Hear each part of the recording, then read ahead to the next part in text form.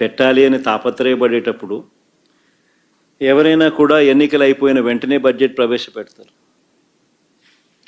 సాధ్యమైనంత ఎక్కువ సమయం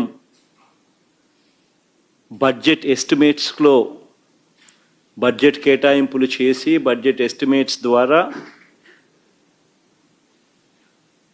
వాటికి కేటాయింపు చేసి వాటిని ఫుల్ఫిల్ చేయాలని ప్రయత్నం చేస్తారు ఎవరైనా కూడా చిత్తశుద్ధి ఉంటే.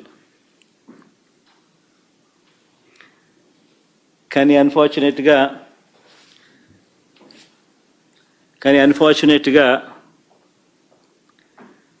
8 నెలలు అయిపోయిన తర్వాత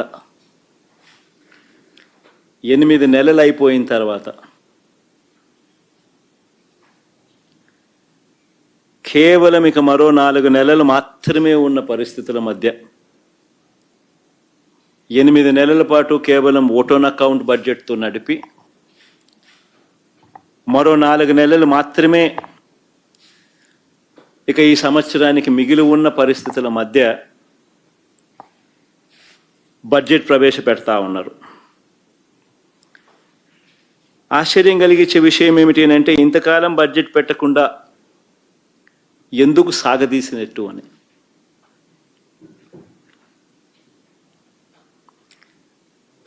ఇంతకాలం బడ్జెట్ పెట్టకుండా ఎందుకు సాగదీశారు అని అంటే కారణం, ఒక్కసారి బడ్జెట్ ప్రవేశపెడితే చంద్రబాబు నాయుడు గారి మోసాలు అబద్ధాలు అన్నీ కూడా బయటకు వస్తాయని తనకు తెలుసు కాబట్టి. ఒకసారి బడ్జెట్ ప్రవేశపెడితే తన మోసాలు, తాను చెప్పిన అబద్ధాలు అన్నీ కూడా బయటకు వస్తాయి. బయటికి రావడమే కాకుండా ప్రజలు కూడా మా సూపర్ 6 ఏమైంది, మా సూపర్ 7 ఏమైంది అని చెప్పి కూడా చంద్రబాబు నాయుడు ప్రజలు నిలదీస్తారు అన్న సంగతి కూడా తనకు తెలుసు కాబట్టి చంద్రబాబు నాయుడు గారు బడ్జెట్ ప్రవేశపెట్టకుండా దీన్ని సాగదీస్తూ వచ్చాడు. సాగదీస్తూ వస్తూ తాను కారణాలు చెప్పుకునే దానికోసం అని చెప్పి రకరకాల కారణాలు సాగదీతకు చెప్పుకుంటూ వచ్చాడు.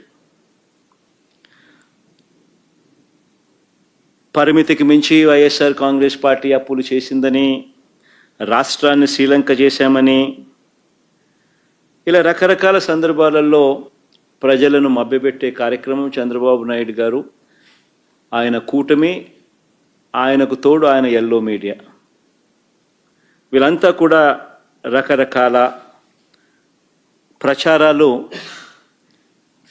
పెడుతూ వచ్చారు. ఇవాళ సాక్షాత్తు చంద్రబాబు నాయుడు గారు తాను ప్రవేశపెట్టిన బడ్జెట్ పత్రాలే చంద్రబాబు నాయుడు గారి డ్రామా ఆర్టిస్టు అని చెప్పి చెబుతూ అవే సాక్ష్యాలుగా నిలబడ్డాయి.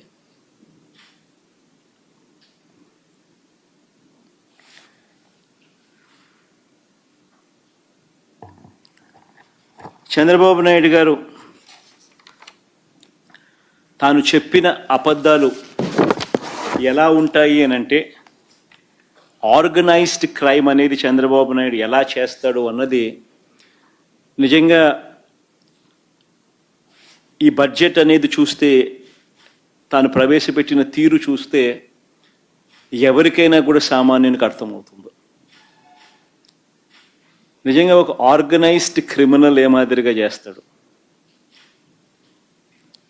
తానే ఆర్గనైజ్డ్ క్రైమ్లో భాగంగా ఎలా ఉంటుందనంటే, చంద్రబాబు ముందుగా తన చేతిలో ఉన్న తన ఎల్లో మీడియా ద్వారా పదే ఆర్గనైజ్డ్ క్రైమ్ ప్యాటర్న్ చెప్తా ఉన్నా ఎలా ఉంటుందనంటే, తన చేతిలో ఉన్న ఎల్లో మీడియాతో పదే అబద్ధాలు రాయిస్తారు. ఆ తర్వాత అదే విషయాన్ని ఇదే చంద్రబాబు పదే మాట్లాడుతూ పోతాడు.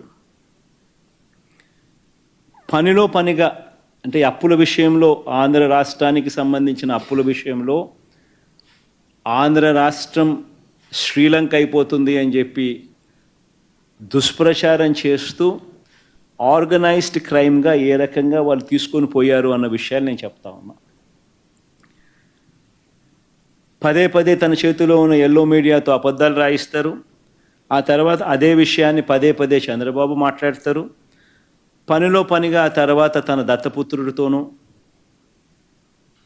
తనకు సంబంధించిన ఇతర పార్టీలో ఉన్న తన వ్యక్తులతోనూ ఇవే విషయాలు మళ్ళీ పదే పదే మాట్లాడిస్తారు, ట్వీట్లు పెడతారు.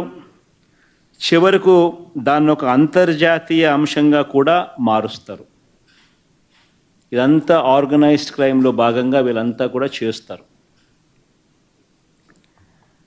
ఎందుకు ఈ విషయాలన్నీ కూడా చెప్తా ఉన్నాను అని అంటే, ఈ ఆర్గనైజ్డ్ క్రైమ్ అన్నది ఏ విధంగా జరిగింది అని చెప్పి మీ అందరికీ కూడా ఎక్స్ప్లెయిన్ చేయబోతా ఉన్నాను. సాక్ష్య ఆధారాలతో సహా చూపిస్తా.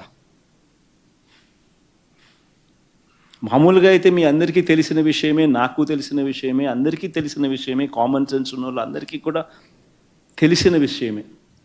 ఏ రాష్ట్రమైనా కూడా ఏ ప్రభుత్వాన్ని తీసుకున్నా కూడా ఆ ప్రభుత్వం అప్పులు చేయడము, అప్పులు తీసుకోవడం అన్నది బడ్జెట్లో భాగమే. ఇవన్నీ సర్వసాధారణంగా జరిగే విషయాలే. ప్రతి ప్రభుత్వానికి, ప్రతి రాష్ట్రానికి ఎఫ్ఆర్బిఎం లిమిట్స్ ఉంటాయి. కేంద్ర ప్రభుత్వం చెప్తుంది జిఎస్డిపిలో ఇంత పర్సెంటేజు మీరు బారో చేసుకోవచ్చు అని. ఆ బారో చేసుకునే సొమ్ము ఆర్బీఐ ద్వారా, ఎస్డిఎల్స్ రూపేణ, స్టేట్ డెవలప్మెంట్ లోన్స్ రూపేణ ఆర్బీఐ ద్వారా ఆ అప్పులు కూడా ఆర్గనైజ్ చేస్తారు. ఏ ప్రభుత్వమైనా కూడా ఇంత పర్సెంటేజ్ ఆర్బీఐ ఏదైతే చెప్తుందో, జిఎస్డిపిలో ఇంత పర్సెంటేజ్ అని ఏదైతే చెప్తుందో, 3%, 3.5% ఆఫ్ ది జిఎస్డిపి అని ఏదైతే చెప్తారో అంతే పర్సెంటేజ్లో ఎవరైనా తీసుకోగలుగుతారు. బియాండ్ దట్ పర్సెంటేజ్ ఎవరు తీసుకునేదానికి స్వేచ్ఛ ఉండదు అన్న సంగతి అందరికీ తెలిసి ఉన్న సంగతే. కానీ ఇదే పెద్ద మనిషి చంద్రబాబు నాయుడు గారు ఏ రకంగా ప్రచారాలు చేశారో, చంద్రబాబు నాయుడు గారి కూటమి ఏ రకంగా ప్రచారం చేశారో, చంద్రబాబు గారి ముఠా ఏ మాదిరిగా ప్రచారం చేశారో మీ అందరికీ తెలుసు. ఏ బ్యాంక్ అయినా కూడా రుణాలు ఎవరికైనా కూడా రాష్ట్ర ప్రభుత్వానికైనా ఇవ్వాలన్నా ఇది ఒక ప్రొసీజర్. ఒకవేళ కార్పొరేషన్లు ఏదైనా లోన్లు తెచ్చుకోవాలన్నా కూడా ఆ కార్పొరేషన్ను కూడా ఇష్టం వచ్చినట్టుగా లోన్లు తీసుకునే పరిస్థితి కూడా ఉండదు. ఏ బ్యాంక్ అయినా కూడా చంద్రబాబు ముఖమో జగన్ ముఖమో చూసి ఇవ్వరు. రాష్ట్ర ప్రభుత్వానికి లేదా ఒకవేళ కార్పొరేషన్ తీసుకునే జరిగితే ఆ కార్పొరేషన్ తీర్చగలుగుతుందా లేదా అన్న కెపాసిటీస్ని ఆధారంగానే తీసుకుని ఇస్తారే తప్ప చంద్రబాబు సుందర ముఖార విందాన్ని చూసో, జగన్మోహన్ రెడ్డి సుందర ముఖార విందాన్ని చూసో ఎవరు ఏ బ్యాంకులు లోన్లు ఇవ్వరు. రాష్ట్ర ప్రభుత్వానికి కానీ, రాష్ట్ర ప్రభుత్వాలకు సంబంధించిన కార్పొరేషన్లకు కానీ ఏదైనా లోన్లు ఇచ్చేటప్పుడు ఇవన్నీ కూడా వాస్తవాలు అయినప్పటికీ కూడా ఏ రకంగా తప్పుడు ప్రచారాలు చేస్తూ, ఏ రకంగా ఒక పద్ధతి ప్రకారం, ఒక ఆర్గనైజ్డ్గా ఏ రకంగా పద్ధతి ప్రకారం వీళ్ళు తీసుకొని పోయారు అబద్ధాలు చెప్తూ అన్నది ఒకసారి నేను చెప్తా. 5/4/2022 ఫస్ట్ పోదాం. అంటే 2022 సంవత్సరం నుంచి స్టార్ట్ చేస్తారనమాట ముమ్మరంగా ఈ ప్రచారాన్ని. అంటే వీళ్ళ ప్రచారానికి ముఖ్య ఉద్దేశం ఏంటి అని అంటే, జగన్కి ఎవరు లోన్లు ఇవ్వకూడదు, జగన్ ప్రభుత్వానికి కేంద్రం కూడా సహాయం చేయకూడదు, జగన్ ప్రభుత్వం ఫెయిల్ కావాలి, జగన్ ప్రభుత్వం ఫెయిల్ అవుతే తద్వారా రాజకీయంగా వాళ్ళు లబ్ధి పొందాలి. ఇది వాళ్ళకు ఉద్దేశం, బ్యాక్గ్రౌండ్ ఉద్దేశం. ఈ స్కెచ్ని ఏ రకంగా ఇంప్లిమెంట్ చేస్తారు ఆర్గనైజ్డ్ క్రైమ్లో భాగంగా అంటే ఒక్కసారి గమనిస్తే చూస్తాం. 5/4/2022 ఈ డేట్లు కొంచెం ఇంట్రెస్టింగ్గా ఉంటుంది నేను చెప్పబోయే సబ్జెక్టు. కాబట్టి కొంచెం డేట్లు కొంచెం ఫాలో కాండి. ఏ రకంగా వీళ్ళు ఆర్గనైజ్డ్ క్రైమ్లో భాగంగా ఏ రకంగా తీసుకొని పోతారు అనేదానికి చెప్తా. అప్పుల విషయంలో అప్పులన్నీ కూడా విత్ ఇన్ లిమిట్స్ జరిగినప్పటికీ కూడా చంద్రబాబు నాయుడు గారి కన్నా వైఎస్ఆర్సీపీ ప్రభుత్వం ఇంకా బెటర్గా పర్ఫామ్ చేసినప్పటికీ కూడా ఏ రకంగా దుష్ప్రచారం చేస్తూ పోయారు అన్నదానికి నిదర్శనాలు. 5/4/2022 చంద్రబాబు నాయుడు గారు మొదలెడతారు. మరో శ్రీలంకగా రాష్ట్రం అని చంద్రబాబు నాయుడు అంటారు. చంద్రబాబు స్టేట్మెంట్ వెంటనే ఈనాడులో దాన్ని అలా చూపిస్తాడనమాట, ప్రచురణ చేయడం మొదలు పెడతాడు. దీని తర్వాత రాష్ట్రం దివాలా తీసినట్టు సీఎం ప్రకటిస్తారేమో అని చెప్పి మళ్ళీ చంద్రబాబు నాయుడు అంటాడు. ఇది 13/4/2022, 13/4/2022లో అంటాడు. వెంటనే ఈనాడు మేలుకోకుంటే మనకు శ్రీలంక గతే అని చెప్పి రాస్తుంది ఈనాడు. 19/4/2022 వెంటనే ఈనాడు మేలుకోకపోతే మనకు శ్రీలంక గతే అని రాసేస్తుంది. దీని తర్వాత తందన తాన అంటూ దత్తపుత్రుడు శ్రీలంక పరిస్థితికి రాష్ట్రం కూతవేటు దూరంలోనే ఉంది అని చెప్పి ట్వీట్ చేస్తాడు 17/5/2022. దాని తర్వాత అప్పటి టీడీపీ ఆర్థిక మంత్రి, అంటే ఇప్పుడు ప్రస్తుత ఆర్థిక మంత్రి పయ్యావుల కేశవ్, ఇప్పటి టీడీపీ ఆర్థిక మంత్రి ఆ రోజు ఏమంటాడంటే శ్రీలంక కంటే రాష్ట్రానికి 4 రెట్లు అప్పు అని చెప్పి తాను అంటాడు. అది 21/7/2022. దాని తర్వాత మళ్ళీ దత్తపుత్రుడు మళ్ళీ అంటాడు అప్పులతో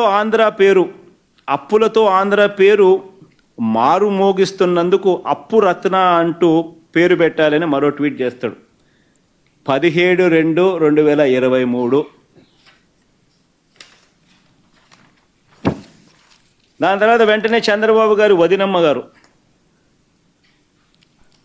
బీజేపీలో టీడీపీ నాయకురాలు, రాష్ట్రం రుణం 11 లక్షల కోట్లు అని మరొక స్టేట్మెంట్ ఇస్తారు 25/10/2023. చూడండి డేట్స్ ఒకసారి చూసుకోండి.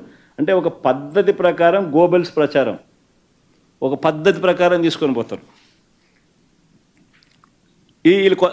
అంత కొత్త పాత్రధారులు ఈనాడు, వీళ్ళ మీడియా, వీళ్ళ సోషల్, వీళ్ళ ఎల్లో మీడియా, వీళ్ళ ఇతర పార్టీలో ఉన్న వీళ్ళ తెలుగుదేశం పార్టీ నాయకులు. ఇది సాక్షాత్తు చంద్రబాబు నాయుడు గారు వదినమ్మ గారు. ఈవిడంటది వెంటనే చంద్రబాబు గారు వదినమ్మ బీజేపీలో టీడీపీ నాయకులు అంటారు రాష్ట్రం రుణం 11 లక్షల కోట్లని మరొక స్టేట్మెంట్. ఈవిడ చూసినట్టు ఈవిడకి తెలిసినట్టు స్టేట్మెంటు. ఇది 25/10/2023. మళ్ళా అప్పులపై ఫోరెన్సిక్ ఆడిట్ చేయాలని పార్లమెంట్లో కేంద్రం ఇచ్చిన సమాధానాన్ని అడ్డుపెట్టుకుని వైఎస్ఆర్సీపీ తప్పుడు ప్రచారం చేస్తుందని రివర్స్ ప్రచారం. ఇదంతా కూడా, ఇవన్నీ కూడా ఎందుకు చేశారు? ఇవన్నీ కూడా ఎందుకు? కేవలం ఇవన్నీ చెప్పడం, ఢిల్లీకి పోవడం, రకరకాల ఏజెన్సీలకు లెటర్లు రాయడం, ఇవన్నీ ప్రచారాలు చేయడం ఎందుకు? వైఎస్ఆర్సీపీ హయాంలో వైఎస్ఆర్సీపీకి రాష్ట్ర ప్రభుత్వానికి అప్పులు రాకూడదు, కేంద్ర ప్రభుత్వం సహకరించకూడదు, ఇక్కడ ఏమేమో జరిగిపోతూ ఉంది అన్న భయం క్రియేట్ చేయాలి అని ఒక పద్ధతి ప్రకారం ఇవన్నీ కూడా చేసుకుంటూ పోతారు. ఎలక్షన్ దగ్గరికి వచ్చేసరికి 7/4/2024 ఇంకా ముమ్మరం చేస్తారు. రాష్ట్రం అప్పులు ఏకంగా 12,50,000 రూపాయలు అని చెప్పి మళ్ళా చంద్రబాబు నాయుడు గారు వదినమ్మ గారు ఇంకో స్టేట్మెంటు మళ్ళీ కంటిన్యూ చేస్తారు. దాని తర్వాత ఇంకా ముందుకు పోతారు.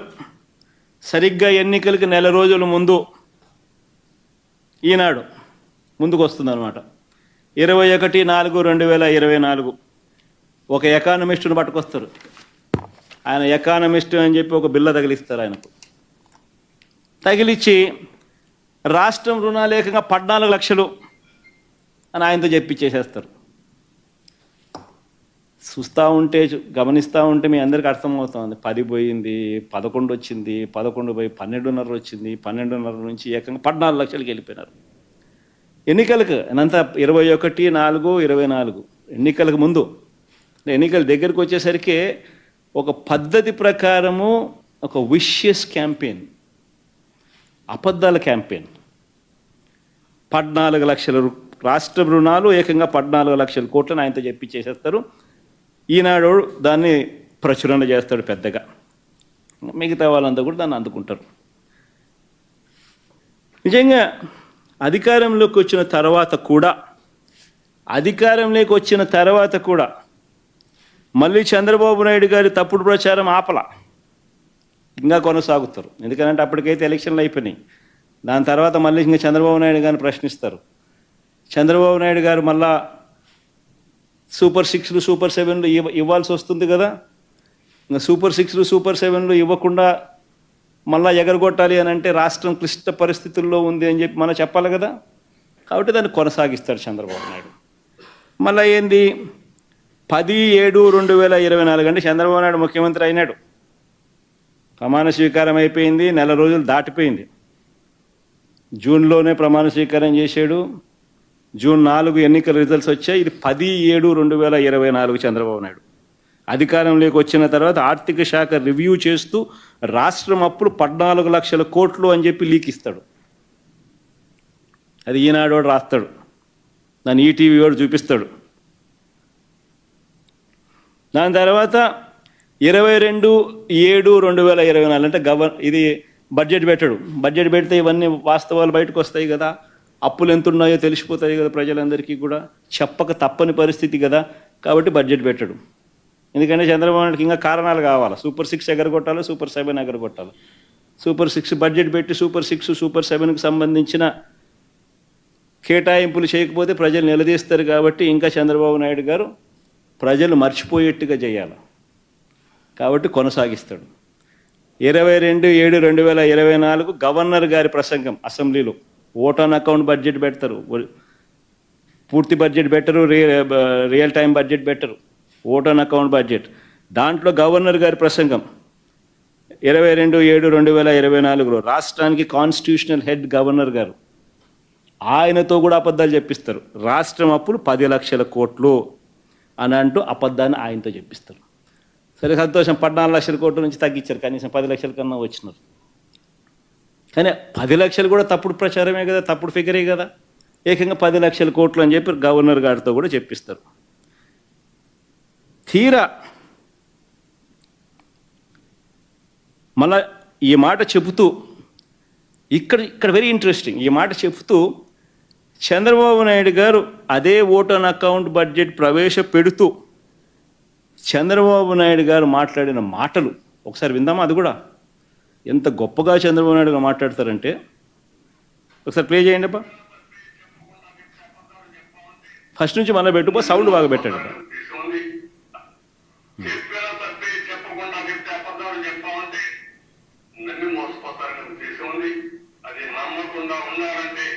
మనం కూడా బాధ్యతగా ప్రజా చైతన్యం తీసుకొస్తే ఇలాంటి సమస్యలకు ఒకే దేవుడు, అది ప్రజా చైతన్యం అని కూడా మీ అందరికీ బాధ ఉంది, ఆవేదన ఉంది.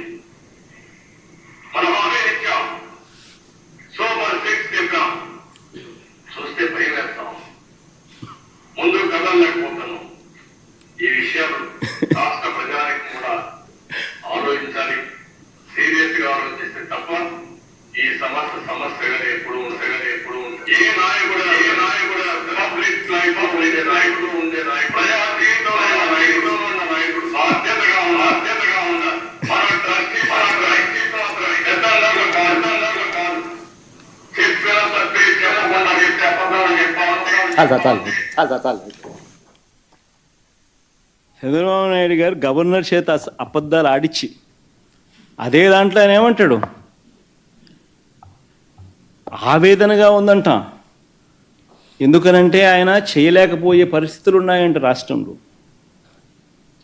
ఇంకేమన్నాడు, రోజు ఒక్కరో ముందుకు వచ్చి పెట్టు సరే, అది భలే ఇంట్రెస్టింగ్గా అంటాడు. ఇలాంటి సమస్యలకు అది ప్రజా చైతన్యం కూడా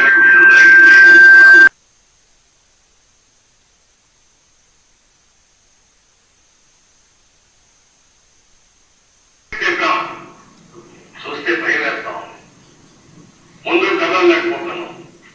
ఈ విషయం రాష్ట్ర ప్రజానికి కూడా ఆలోచించాలి. బాధ ఉందంట, చూస్తే భయం వేస్తుందంట. అసలు ఎక్కడ ఈ అబద్ధాలు? అంటే ఒక పద్ధతి ప్రకారము సూపర్ 6లు సూపర్ 7లు అన్నది ఇక తెరమరుగు చేయించే కార్యక్రమం. ప్రజలతో పని అయిపోయింది, ప్రజలతో ఓట్లు వేయించుకున్నారు, ఇంకా ప్రజల్ని మోసం చేయాలి. మోసం చేయడానికి కూడా మళ్ళీ ఏంది, కనీసం ప్రజలకు మోసం చేసే కార్యక్రమమైనా కానీ కనీసం నిజాయితీతో అయా నేను నిన్ను మోసం చేస్తున్నాను అని కూడా చెప్పలేరు. మళ్ళా దానికి జగన్ కావాలా, ఎవడో ఒకరి మీద ఏలెత్తి చూపించాలా. కాబట్టి మళ్ళీ దానికి ప్లాట్ఫామ్ సెట్ చేస్తూ ఉన్నారు. బడ్జెట్ పెడితే ఎక్కడ నిజంగా అప్పులు ఎంత ఉన్నాయి, రాష్ట్రానికి ఎంత అప్పులు ఉన్నాయో చూపించాలి, తెలిసిపోతుంది. ప్రతి సంవత్సరం బడ్జెట్ డాక్యుమెంట్స్లో ఖచ్చితంగా రాష్ట్రానికి ఉన్న అప్పులన్నీ కూడా మ్యాండేటరీగా చూపించాలి. కాబట్టి ఓట్ ఆన్ అకౌంట్ బడ్జెట్ ప్రవేశపెడతారు, ఒరిజినల్ బడ్జెట్ పెట్టరు, రియల్ టైం బడ్జెట్ ప్రవేశపెట్టకూడదు, పెట్టరు. సూపర్ 6లు సూపర్ 7లు ఎగరగొట్టాలి అని అంటే ఏం చేయాలి? ఇది బాధగా ఉందంటాడు, ఆవేదనగా ఉందని అంటాడు, కానీ రాష్ట్రం క్లిష్ట పరిస్థితిలో ఉందంటాడు, భయం వేస్తుందని అంటాడు. నిజంగా ఈయన యాక్షన్ చూస్తూ ఉంటే దాన వీర శూర కర్ణలో ఎన్టీ రామారావు గారి యాక్షన్ మీరు చూసారో లేదో కానీ ఆ యాక్షన్ని మించిపోయాడు. రామారావు గారి యాక్షన్ నథింగ్. చంద్రబాబు అనే వ్యక్తి యాక్షన్ మామూలుగా లేదు.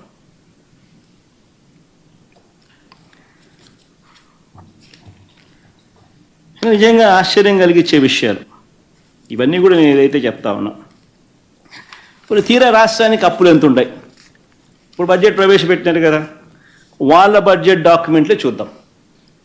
వాళ్ళు ప్రవేశపెట్టిన బడ్జెట్ డాక్యుమెంట్ 2024-25. మరి ఇంత బిల్డప్ ఇచ్చినారు, ఇంత పద్ధతి ప్రకారం పథకం ప్రకారం బురద జల్లే కార్యక్రమాలు చేసినారు, ఆర్గనైజ్డ్ క్రైమ్ చేసినారు. ఈ ఆర్గనైజ్డ్ క్రైమ్ నేపథ్యంలో నిజంగా వాళ్ళు ప్రవేశపెట్టిన బడ్జెట్ డాక్యుమెంట్లో రాష్ట్రానికి సంబంధించిన అప్పులు ఎంత ఉన్నాయి ఒక్కసారి చూద్దాం. వాళ్ళ బడ్జెట్ డాక్యుమెంట్స్ని ఒకసారి చూపించాము. ఒకసారి బడ్జెట్ డాక్యుమెంట్ ఇది పేజ్ నెంబర్ 14, పేజ్ నెంబర్ 16 స్వయంగా చంద్రబాబు నాయుడు గారు ప్రవేశపెట్టిన వాళ్ళ రాష్ట్ర బడ్జెట్ డాక్యుమెంట్స్. దీంట్లో ఒక్కసారి గమనిస్తే పబ్లిక్ డెట్ 2018-19 నాటికి పబ్లిక్ డెట్ అంటే అప్పులు. ఇక పబ్లిక్ డెట్ 2018-19 నాటికి 2,57,509 కోట్లు. అంటే ఆయన దిగిపోయే నాటికి 2,57,000 కోట్లు గవర్నమెంట్కి సంబంధించిన అప్పులు. ఈ అప్పుకు గవర్నమెంట్ వేరియస్ కార్పొరేషన్స్కు గవర్నమెంట్ గ్యారంటీ కూడా ఇచ్చి ఇచ్చిన ఆ అప్పులు కూడా కలుపుకుంటే ఆ పైన 48,000, ఆ పైన వీళ్ళది 2018-19లో ఇంకొక 55,000 కోట్లు కలుపుకోవాలి. అంటే గవర్నమెంట్ అప్పు, గవర్నమెంట్ కార్పొరేషన్లకు సంబంధించి గ్యారంటీ ఇచ్చిన అప్పులు, which actually becomes the det of the state government. అంటే గవర్నమెంట్ స్వయంగా తీసుకున్న అప్పులు, గవర్నమెంట్ పూచీపడ్డ అప్పులు, ఈ రెండు డెట్ అంటారు. ఈ రెండు డెట్ చూస్తే చంద్రబాబు నాయుడు గారు దిగిపోయే నాటికి 2,57,000 కోట్లు ప్లస్ ఈ 55,000 కోట్లు అంటే 3,13,000 కోట్ల రూపాయలు చంద్రబాబు నాయుడు గారు దిగిపోయే నాటికి అప్పులుంటే, మా ప్రభుత్వం వచ్చేసరికి మా ప్రభుత్వం వచ్చేసరికి ఆ అప్పులు వీళ్ళు చూపించిన దాని ప్రకారమే 4,90,000. మా ప్రభుత్వం దిగిపోయే నాటికి గవర్నమెంట్ అప్పులు 4,91,774 కోట్లు ప్లస్ గవర్నమెంట్ పూచీపడ్డ అప్పులు 1,54,000 కోట్లు. అంటే రెండే కలిపితే 6,46,000 కోట్ల రూపాయలు. అంటే వాళ్ళ చంద్రబాబు నాయుడు హయాంలో 3,13,000 కోట్లు ఉన్న అప్పులు మా హయాంకి వచ్చేసరికి, మా హయాం అయిపోయేసరికి 6,46,000 కోట్లు అప్పులుగా వాళ్ళంతకు వాళ్ళే చూపించడం జరిగింది. మరి ఎక్కడ 14 లక్షలు, ఎక్కడ 11 లక్షలు, ఎక్కడ 12.5 లక్షలు, ఎక్కడ 10 లక్షలు, చివరికి వచ్చేసరికి 6,46,000 కోట్లకు తెంచినారు. ఒకసారి నెక్స్ట్ స్లైడ్లోకి బామ్మ. పోనీ ఎవరెవరి హయాంలో ఎంతెంత అప్పులు చేసినారు, ఆ అప్పులకు సంబంధించి గ్రోత్ రేట్ ఎంత అంటే కంపౌండెడ్ యాన్యువల్ గ్రోత్ రేట్. ఇది వెరీ ఇంపార్టెంట్. అంటే ఎవరి హయాంలో కూడా సగటున అప్పుల వార్షిక వృద్ధి రేటు ఎంత, కంపౌండెడ్ యాన్యువల్ గ్రోత్ రేట్ ఎంత అని చూస్తే, చంద్రబాబు నాయుడు గారు అధికారంలోకి వచ్చే నాటికి 1,32,000 అప్పులు రాష్ట్ర ప్రభుత్వానికి ఉంటే, చంద్రబాబు నాయుడు గారు అధికారం దిగిపోయే నాటికి 3,13,18 కోట్లు అప్పులు. అంటే కంపౌండెడ్ యాన్యువల్ గ్రోత్ రేట్ అంటే వార్షిక అప్పుల సగటు వార్షిక వృద్ధి రేటు 19.54%. ఆయన హయాంలో ఆయన అప్పులు చేస్తే, మా హయాంలో, మా 5 ఏళ్ల కాలంలో, మా హయాంలో 3,13,000 కోట్లు 6,46,000 కోట్లు అయింది. అంటే కంపౌండెడ్ యాన్యువల్ గ్రోత్ రేట్ అంటే అప్పుల సగటు వార్షిక వృద్ధి రేటు మా హయాంలో ఆయన కన్నా తక్కువ 15.61%. అంటే చంద్రబాబు నాయుడు గారి కన్నా ఏకంగా 4% తక్కువ. పోనీలేబ్బా అప్పులు అంటున్నారు కాబట్టి ఇంకా ఒక అడుగు ముందుకేద్దాం. ఇంకా ఒక అడుగు ముందుకేసి నాన్ గ్యారంటీడ్ అప్పు కూడా తీసుకుందాం. నాన్ గ్యారంటీడ్ అప్పు కూడా తీసుకుంటే పవర్ సెక్టర్కు ప్రధానంగా ఉంటాయి కాబట్టి అది కూడా తీసుకుందాం. అది కూడా తీసుకుంటే చంద్రబాబు నాయుడు గారి హయాంలో 8,638 కోట్ల రూపాయలు ఉన్న నాన్ గ్యారంటీడ్ పబ్లిక్ సెక్టర్ కార్పొరేషన్స్కి సంబంధించిన నాన్ గ్యారంటీడ్ డెట్ ఆయన హయాం ముగిసే లోపల 77,228 కోట్లకు తీసుకుపోయినాడు. డిస్కాములన్నీ, పవర్ సెక్టర్ కార్పొరేషన్స్, డిస్కాములు ప్రధానంగా 77,228 కోట్లు తీసుకుపోయిన నాన్ గ్యారంటీడ్ డెట్ అయి 54.98% పెరిగింది. మేము డిస్కాములను కాపాడడానికి public sector corporations non guaranteed liabilities అయినా కూడా దానిని తగ్గించే కార్యక్రమం మేము చేసినాం. మా హయాంలో 0.48% మైనస్. అంటే 77,000 కోట్లు ఉంటే దాన్ని 75,386 కోట్లకు తగ్గించడం పెరక్కపోగా. తీరా ఈ గవర్నమెంట్ డెట్ ఒక్కసారి చూస్తే గవర్నమెంట్ అప్పు, గ్యారంటీడ్ అప్పు, నాన్ గ్యారంటీడ్ అప్పు అన్ని కేటగిరీస్లో కూడా చూస్తే చంద్రబాబు నాయుడు గారు ఎక్కే నాటికి 1,40,000 కోట్లు, చంద్రబాబు నాయుడు దిగే నాటికి 3,90,000 కోట్లు. అంటే కంపౌండెడ్ యాన్యువల్ గ్రోత్ రేట్ 22.63%.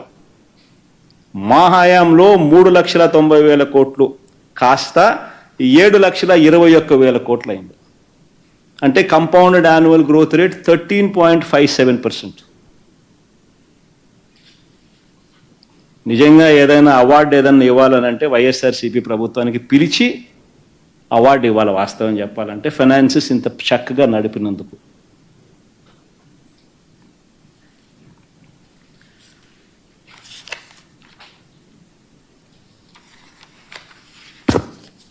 నేను ఒకటే అడుగుతా ఉన్నా, మళ్ళీ వీళ్ళు ప్రచారం చేసినట్టుగా 14 లక్షల కోట్లు ఏమైంది, 12.5 లక్షల కోట్లు ఏమైంది, 10 లక్షల కోట్లు ఏమైంది? మీ బడ్జెట్ డాక్యుమెంట్ల ప్రకారమే, మీరు చూపించిన బడ్జెట్ డాక్యుమెంట్ల ప్రకారమే గవర్నమెంట్ డెట్ 6,46,000 కోట్లను మాత్రమే చూపిస్తున్నారు. మరి 6,46,000 కోట్లు మాత్రమే ఉందని చెప్పి మీ గవర్నమెంట్ డాక్యుమెంట్లలో మీరే చూపించగా, మరి ఇవన్నీ ఇంతకు ముందు చేసిన ప్రచారాలు దుష్ప్రచారాలే కదా. మరి ఆ మాదిరిగా చేయడం ధర్మమేనా? మరి ఎవరి పాలనలో రాష్ట్రం శ్రీలంక అయిపోయింది? అప్పురత్న అన్న బిరుదు ఎవరికి ఇవ్వాలి? కంపౌండెడ్ యాన్యువల్ గ్రోత్ రేట్ ఆయన హయాంలో 22.63%, మా హయాంలో 13.57%. ఎవరికి ఇవ్వాలి బిరుదు?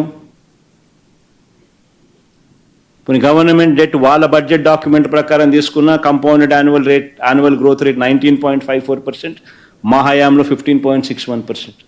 కొన్ని ఎవరికి ఇవ్వాలా?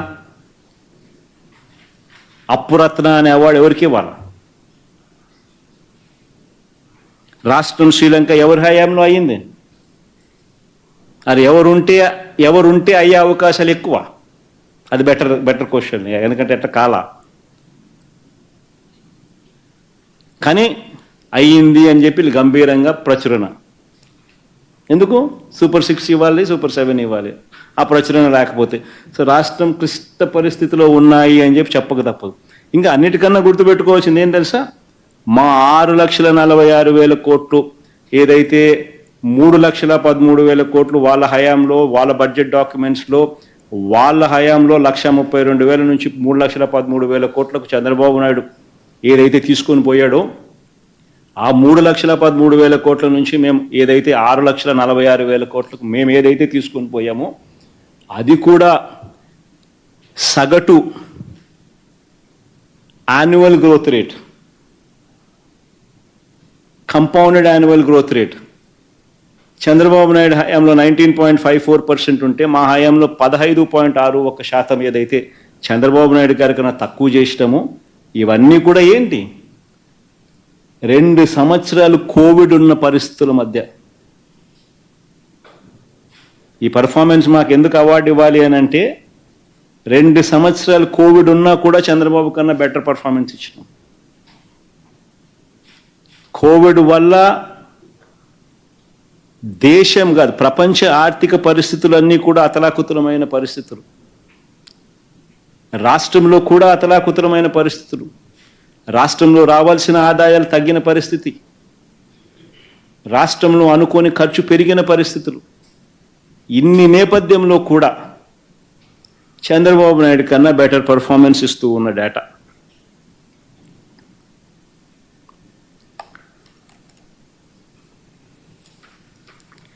నిజంగా వాస్తవాలు ఇలా ఉంటే చంద్రబాబు నాయుడు గారు అబద్ధాలు ఎక్కడా కూడా ఆపరు. ఇంకా ఎక్కువ అబద్ధాలు తాను చెప్పుకుంటూ పోయే ప్రయత్నమే చంద్రబాబు చేస్తాడు. ఇవన్నీ చెప్పుకుంటూ చంద్రబాబు నాయుడు ఇంకా ఒక అడుగు ముందుకేస్తే చెల్లించాల్సిన బిల్లులు ఉన్నాయి, చెల్లించాల్సిన బకాయిలు ఉన్నాయి అని కొత్తగా ఏదో ఇప్పుడే తానేదో ఈ ప్రభుత్వంలో మాత్రమే ఇది జరిగింది అన్నట్టుగా చంద్రబాబు నాయుడు గారు చెప్పుకొస్తా ఉన్నారు. నేను అడుగుతా ఉన్నా, ప్రతి ప్రభుత్వంలో కూడా ప్రతి సంవత్సరం కూడా బిల్స్ అన్నీ కూడా ఏదైతే అప్లోడ్ అయి ఉంటాయి, అప్లోడ్ అయిన బిల్స్ను న్యాచురలీ కొంచెం స్పిల్ ఓవర్ ఉంటాయి. ఇవన్నీ సర్వసహజంగా జరుగుతూ ఉంటాయి. పోనీ ఇదే చంద్రబాబు నాయుడు గారు తాను దిగిపోతూ మాకు ఎన్ని వేల కోట్ల రూపాయల బిల్లులు తాను బకాయిలుగా పెట్టిపోయాడు ఒకసారి చూద్దామా? మాకు ఇచ్చిపోయినాడు.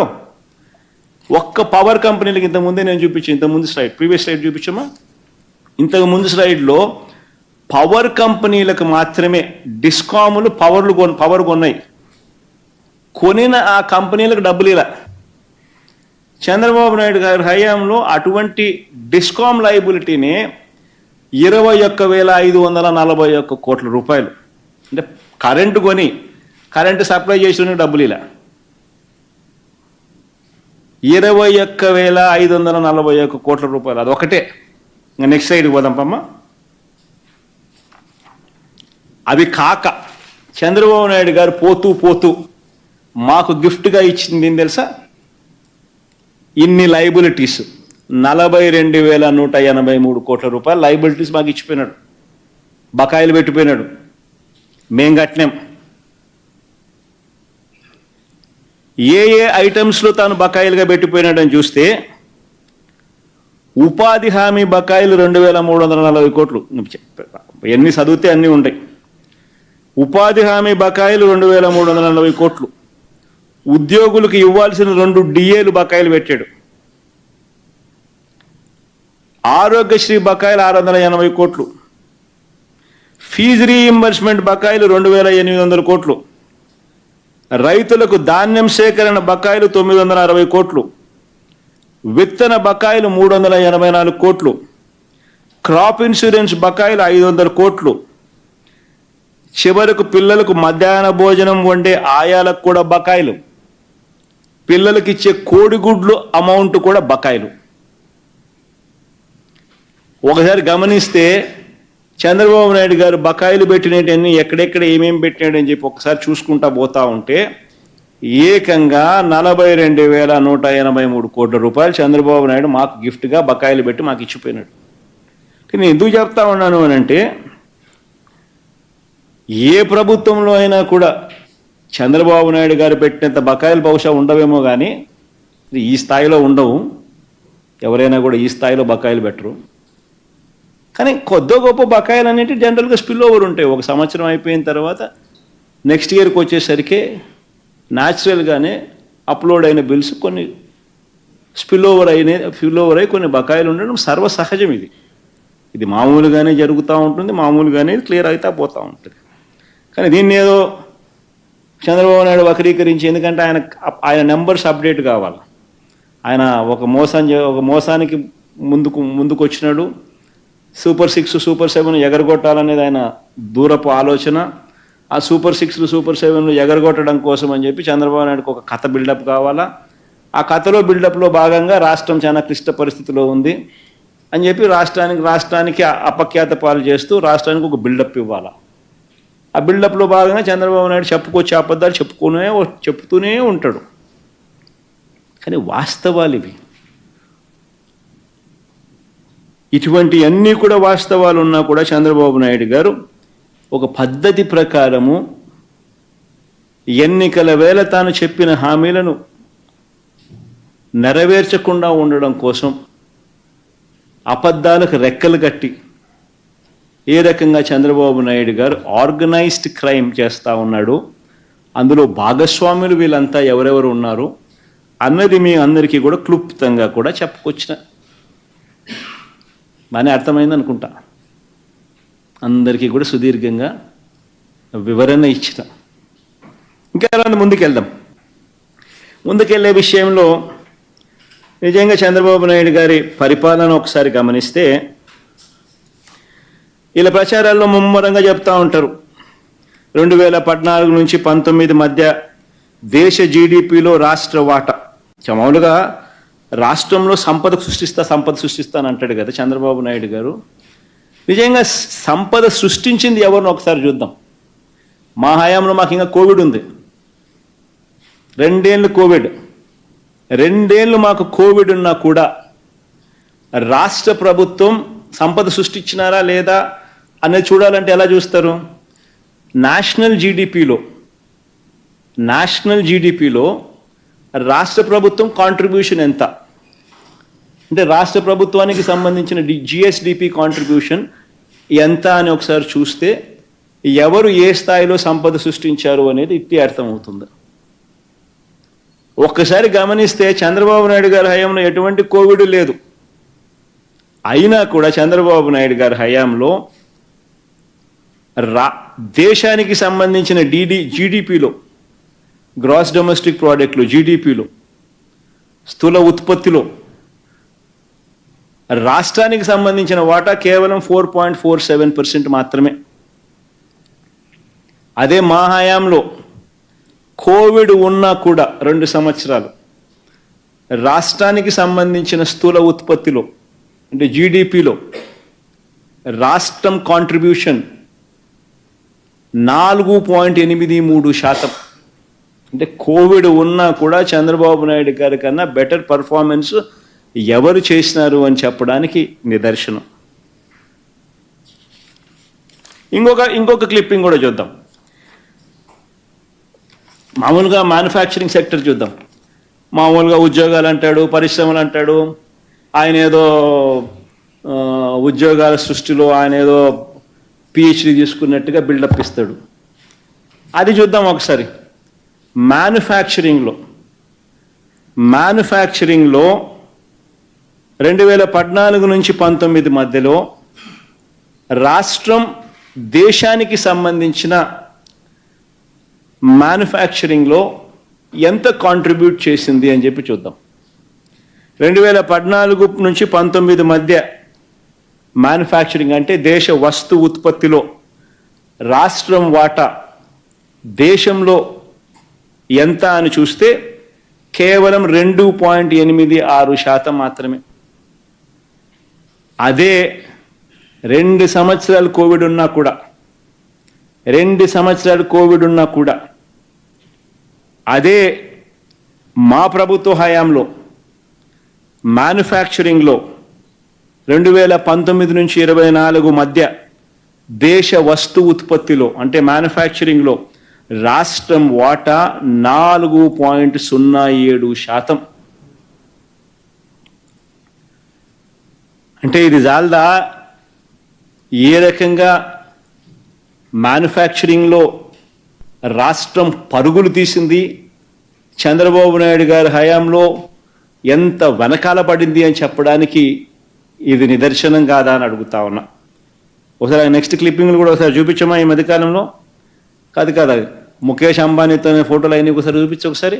ఏదో ఈరోజు పొద్దున్న పేపర్లో ఏదో చూసా, అంబానీ వాళ్ళు వచ్చి ఏదో చంద్రబాబు నాయుడుతో ఏదో అంబానీ ఏదో 65,000 కోట్ల పెట్టుబడులు అని చెప్పి ఏదో అన్నారు కదా. ఒకసారి అది కూడా చూద్దాం ఒకసారి. ఎవరెవరి హయాంలో ఎవరెవరు వచ్చినారు, అంబానీలు ఎప్పుడు వచ్చినారు, అదానీలు ఎప్పుడు వచ్చినారు, కుమారమంగళం బిర్లాలు ఎప్పుడు వచ్చినారు, ఇంకా బజాంకాలు ఎప్పుడు వచ్చినారు, ఇంకా ఆదిత్య బిర్లాతో ఏదో వీడియో కాన్ఫరెన్స్ ఏదో ఆయన పేరు ఏం పేరు ఆదిత్య మిట్టల్తో ఏదో వీడియో కాన్ఫరెన్స్ చేసి ఏదో తానేదో ఉత్సాహంగా ఏదో 161,000 కోట్ల పెట్టుబడులు ఆయన చేస్తానారని. సరే ఆయనే ఆదిత్య మిట్టల్, ఆ పక్కన జగన్ ముఖ్యమంత్రిగా.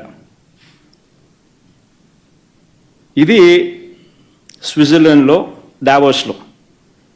ఇంకా నెక్స్ట్ ఫోటో అమ్మా. ఆయన నేను కలిసి డావోస్లో నడుచుకుంటూ పోతా ఉన్న ఫోటో కలిసి. ఇది రెండో ఫోటో. ఇది అదాని వాళ్ళ ఫౌండేషన్ స్టోన్, విశాఖపట్నంలో data centre foundation stone. Next బామ్మ ఫౌండేషన్ స్టోన్. ఇది కుమారమంగళం బిర్లా వాళ్ళ ఫ్యాక్టరీ ఇనాగరేషన్. నెక్స్ట్ బామ్మ ఇది ముఖేష్ అంబానీ విశాఖపట్నంలో మేము ఆర్గనైజ్ చేస్తే ఇన్వెస్టర్స్ మీటింగ్, అదే పనిగా ఆయన వచ్చి మాతో రిలేషన్షిప్లో భాగంగా మాతో ఇంకా రిలేషన్షిప్స్ పెంచుకుంటూ రాష్ట్రంలో ఇన్ని వేల కోట్ల రూపాయలు పెట్టుబడి పెట్టబోతున్నాను అని చెప్పి ఏకంగా స్టేట్మెంట్ ఇచ్చిన పరిస్థితులు. ఆ స్టేట్మెంట్లో భాగంగానే ఫిబ్రవరి 2వ తారీఖునే అంటే ఫిబ్రవరి 2, ఈ సంవత్సరం 2024 ఫిబ్రవరిలోనే 8 ప్రాజెక్టులు ఆల్రెడీ ఎథనాల్ ప్రాజెక్టులు ఆల్రెడీ కట్టడం మొదలుపెట్టాడు.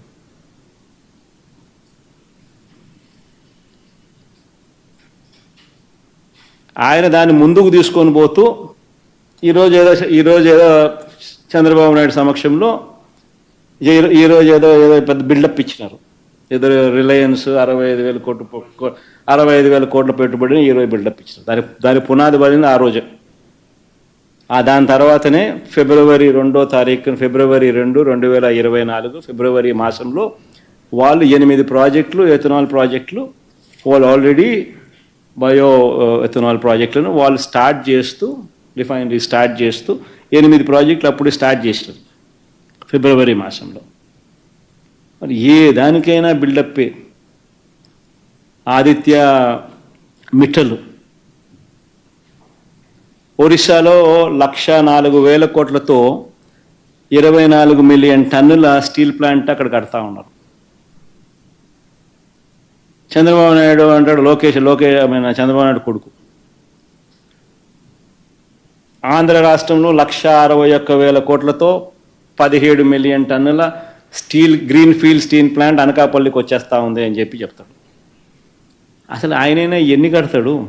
ఆయన లోకేష్ అనే వ్యక్తి స్టేట్మెంట్ ఇచ్చిన వెంటనే ఒరిస్సా మంత్రి, అక్కడి నుంచి బీజేపీ మంత్రి, వెంటనే ఆయన నుంచి రివర్స్ స్టేట్మెంట్, వాళ్ళు ఎక్కడా పోవడం లేదు, మా దగ్గరే ఉన్నారు, 1,04,000 కోట్లకు సంబంధించిన ప్లాంట్కి సంబంధించి వాళ్ళు ఆల్రెడీ పనులు మొదలు పెట్టారు ఇప్పుడే అని చెప్పి. అంటే ఆడ 1,04,000 కోట్లు, ఈడ 1,61,000 కోట్లు. ఎవరు చెవులు పూలు పెడతా ఉన్నారు? తీరా పెట్టేటోడిని చెడగొడుతున్నారు. Sajjan Jindal foundation stone photo చూపించమా, సజ్జన్ జిందాల్ది. తీరా ఇది సజ్జన్ జిందాల్ కడపలో 5 మిలియన్ టన్ స్టీల్ ప్లాంట్కి సంబంధించి ఆయన ఫౌండేషన్ స్టోన్. ఈ సజ్జన్ జిందాల్ని బెదరగొడుతున్నారు. ఏదైనా జత్వానీనా గిత్వానీనా ఎవరితోనో ఏమైనా మీద కేసు పెట్టించి వచ్చేటోడిని కనీసం కట్టేటోడిని బెదరబెట్టి పంపిస్తూ ఉన్నారు. రానిది ఒక బిల్డప్, వచ్చేటోడిని పంపిస్తూ ఉన్నారు దొంగ కేసులు పెట్టి.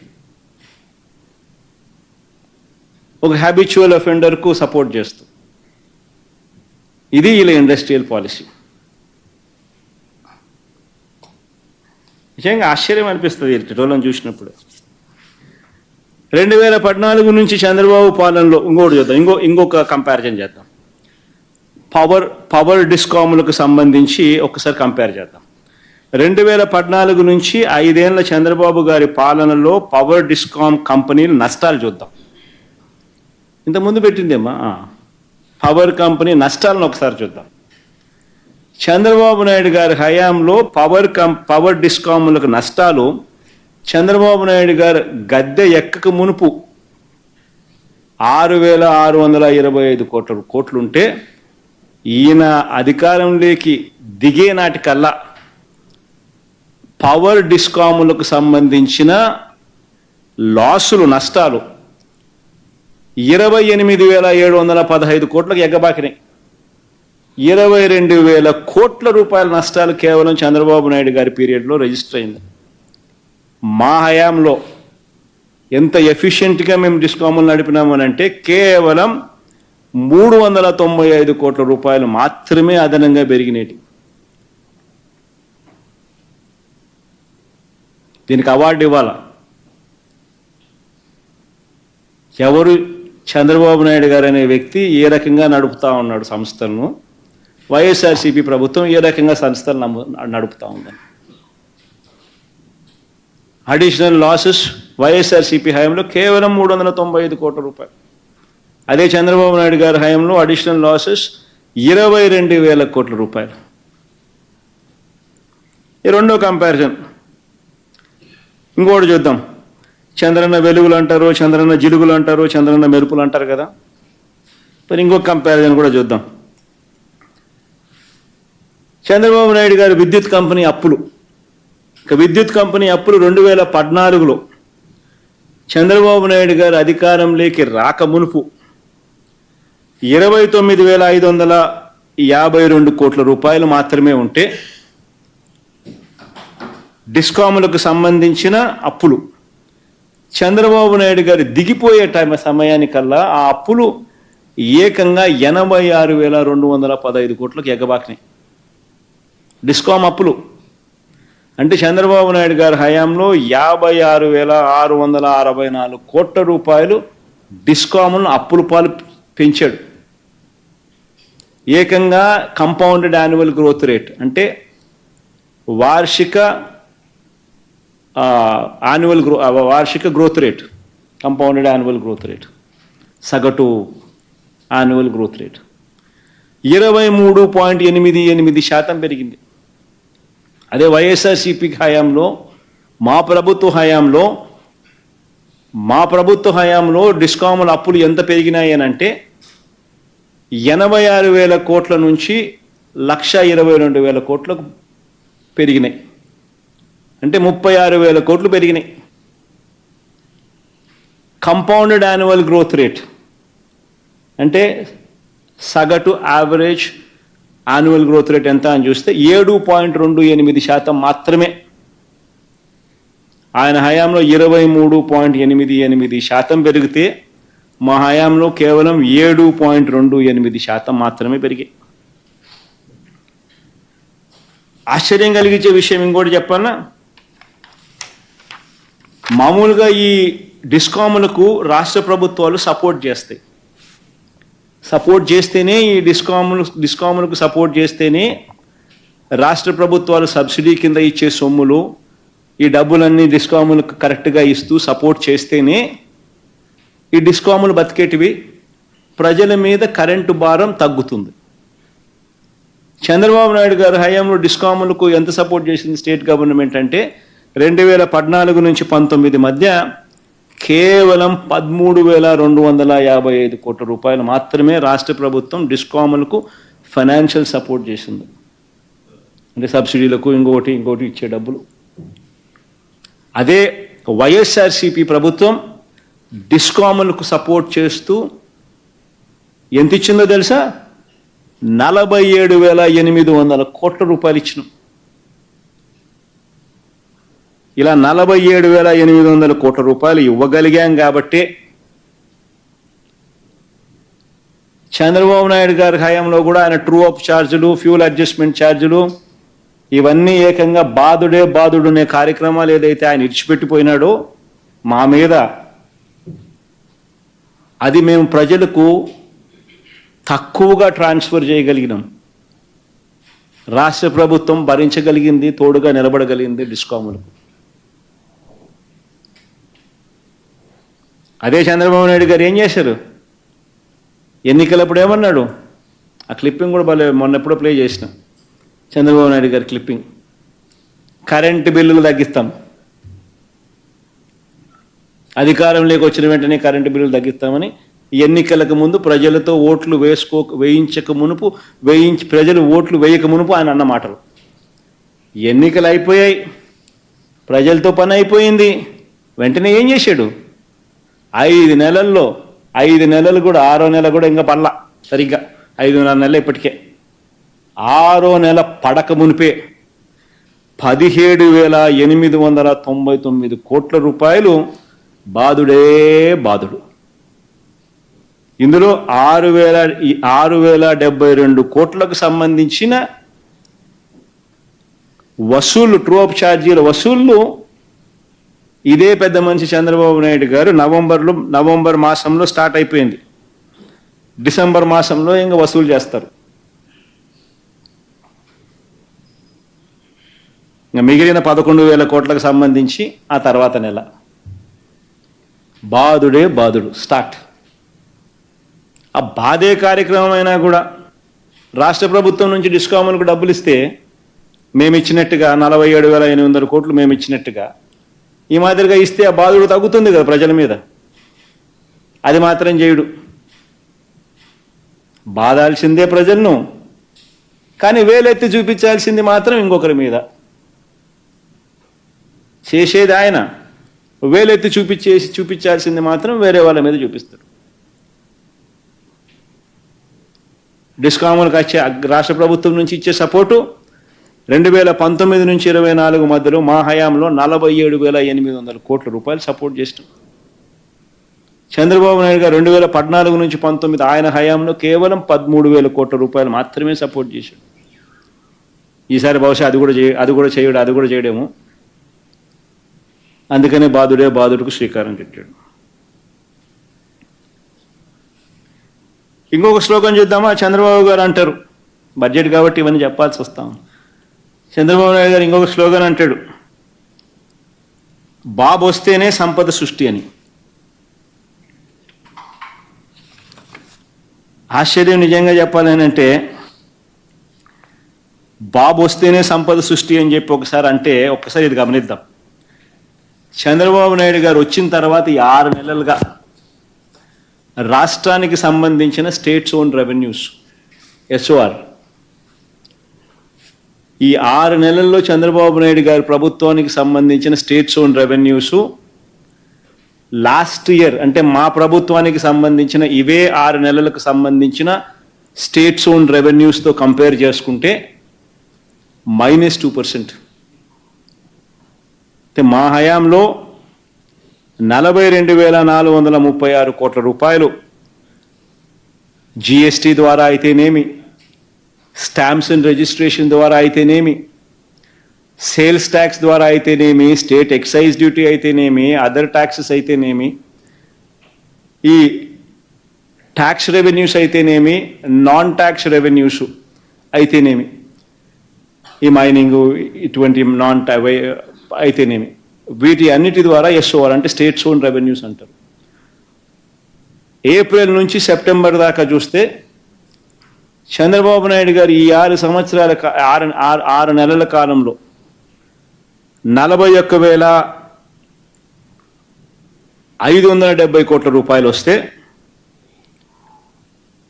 మొదటి 6 నెలల్లో మా హయాంలో 42,436 కోట్లు మా హయాంలో రిజిస్టర్ అయ్యాయి. అంటే రాష్ట్ర ఆదాయాలు పెరగాల్సింది పోయి తగ్గిన పరిస్థితులు. ఎందుకు? రావడం దోచేయడమే, రావడం దోచేయడమే. ఇసుక స్టాక్ యార్డ్లలో కనపడితే ఇసుక కనపడదు. ఎవడన్నా వ్యాపారం చేయాలని అనుకుంటే ఫస్ట్ ఆపేస్తారు. ఏ నియోజకవర్గమైనా తీసుకోండి, అందులో ఏ మైన్ చేయాలన్నా చూసుకోండి, అందులో ఏ ఫ్యాక్టరీ ఉన్నా తీసుకోండి, ఎక్కడైనా కూడా వీళ్ళకు డబ్బులు కట్టాల్సిందే, ఎమ్మెల్యేలతో రాజీ పడాల్సిందే, ఎమ్మెల్యేలకు అంతో ఎంతో ఇచ్చుకుంటే తప్ప నుంచి పనులు స్టార్ట్ కావు. ఎక్కడైనా తీసుకోండి, ఏ నియోజకవర్గమైనా తీసుకోండి, ప్యాకాట క్లబ్బులు గవర్నమెంట్కి వచ్చే ఆదాయం కాదు, అది వీళ్ళ లీడర్లకు వచ్చే ఆదాయం. చంద్రబాబుకింత, లోకేష్కింత, ఎమ్మెల్యేలకింత. మద్యం గవర్నమెంట్ షాపులు నడుపుతా ఉన్న పరిస్థితి నుంచి ప్రైవేట్ సిండికేట్ని దింపేశాను. ప్రైవేట్ సిండికేట్ ఎవరు? ఆ ప్రైవేట్ సిండికేట్ వీళ్ళ మనుషులు. వేరే వాళ్ళు ఎవరు టెండర్లు కూడా వేయకూడదు, వేరే వాళ్ళు ఎవరు పార్టిసిపేట్ కూడా చేయరు. చేస్తే షాపులు నడపలేరు, ఇల్లే. MRP రేటు ఇంత 120, అమ్మేది 130. గవర్నమెంట్కి కాదు వచ్చేది ఆదాయాలు, వీళ్ళ ప్రైవేట్ జోబుల్లోకి. ఇసుక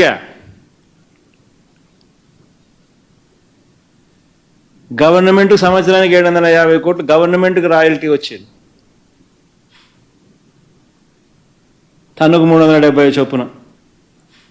ఇప్పుడు గతంలో మా ప్రభుత్వ హయాంలో కన్నా ఇసుక రేట్లు డబుల్, ఇసుక రేట్లు అంతకన్నా ఎక్కువ. కానీ ప్రభుత్వానికి మాత్రం రూపాయి రావడంలో ఆదాయం. డబ్బంతా ఎవరు జోబు లేకపోతా ఉంది. చంద్రబాబుకింత, ఆయన కొడుక్కింత, ఆయన దత్తపుత్రుడికింత, వాళ్ళ ఎల్లో మీడియాకింత, ఎమ్మెల్యేలకింత. రాష్ట్రాన్ని దోచేస్తా ఉన్నారు.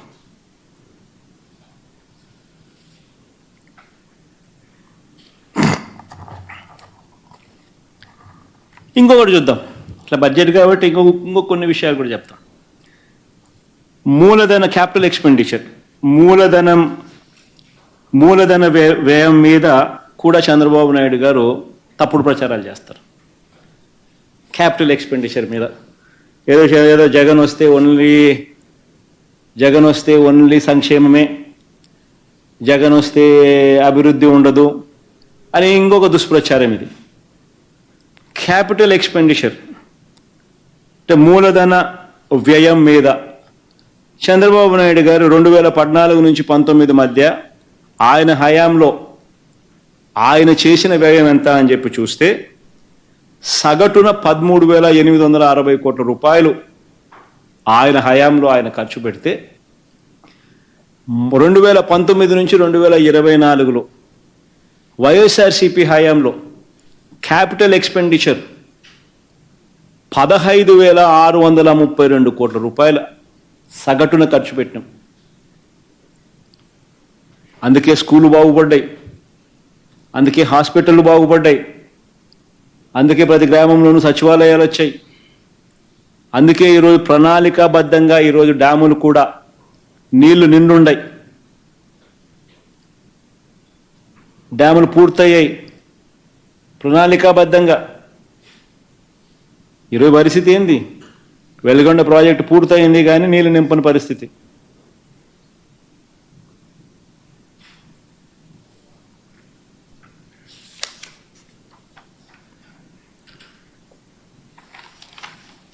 మా ప్రభుత్వం ఒకవైపున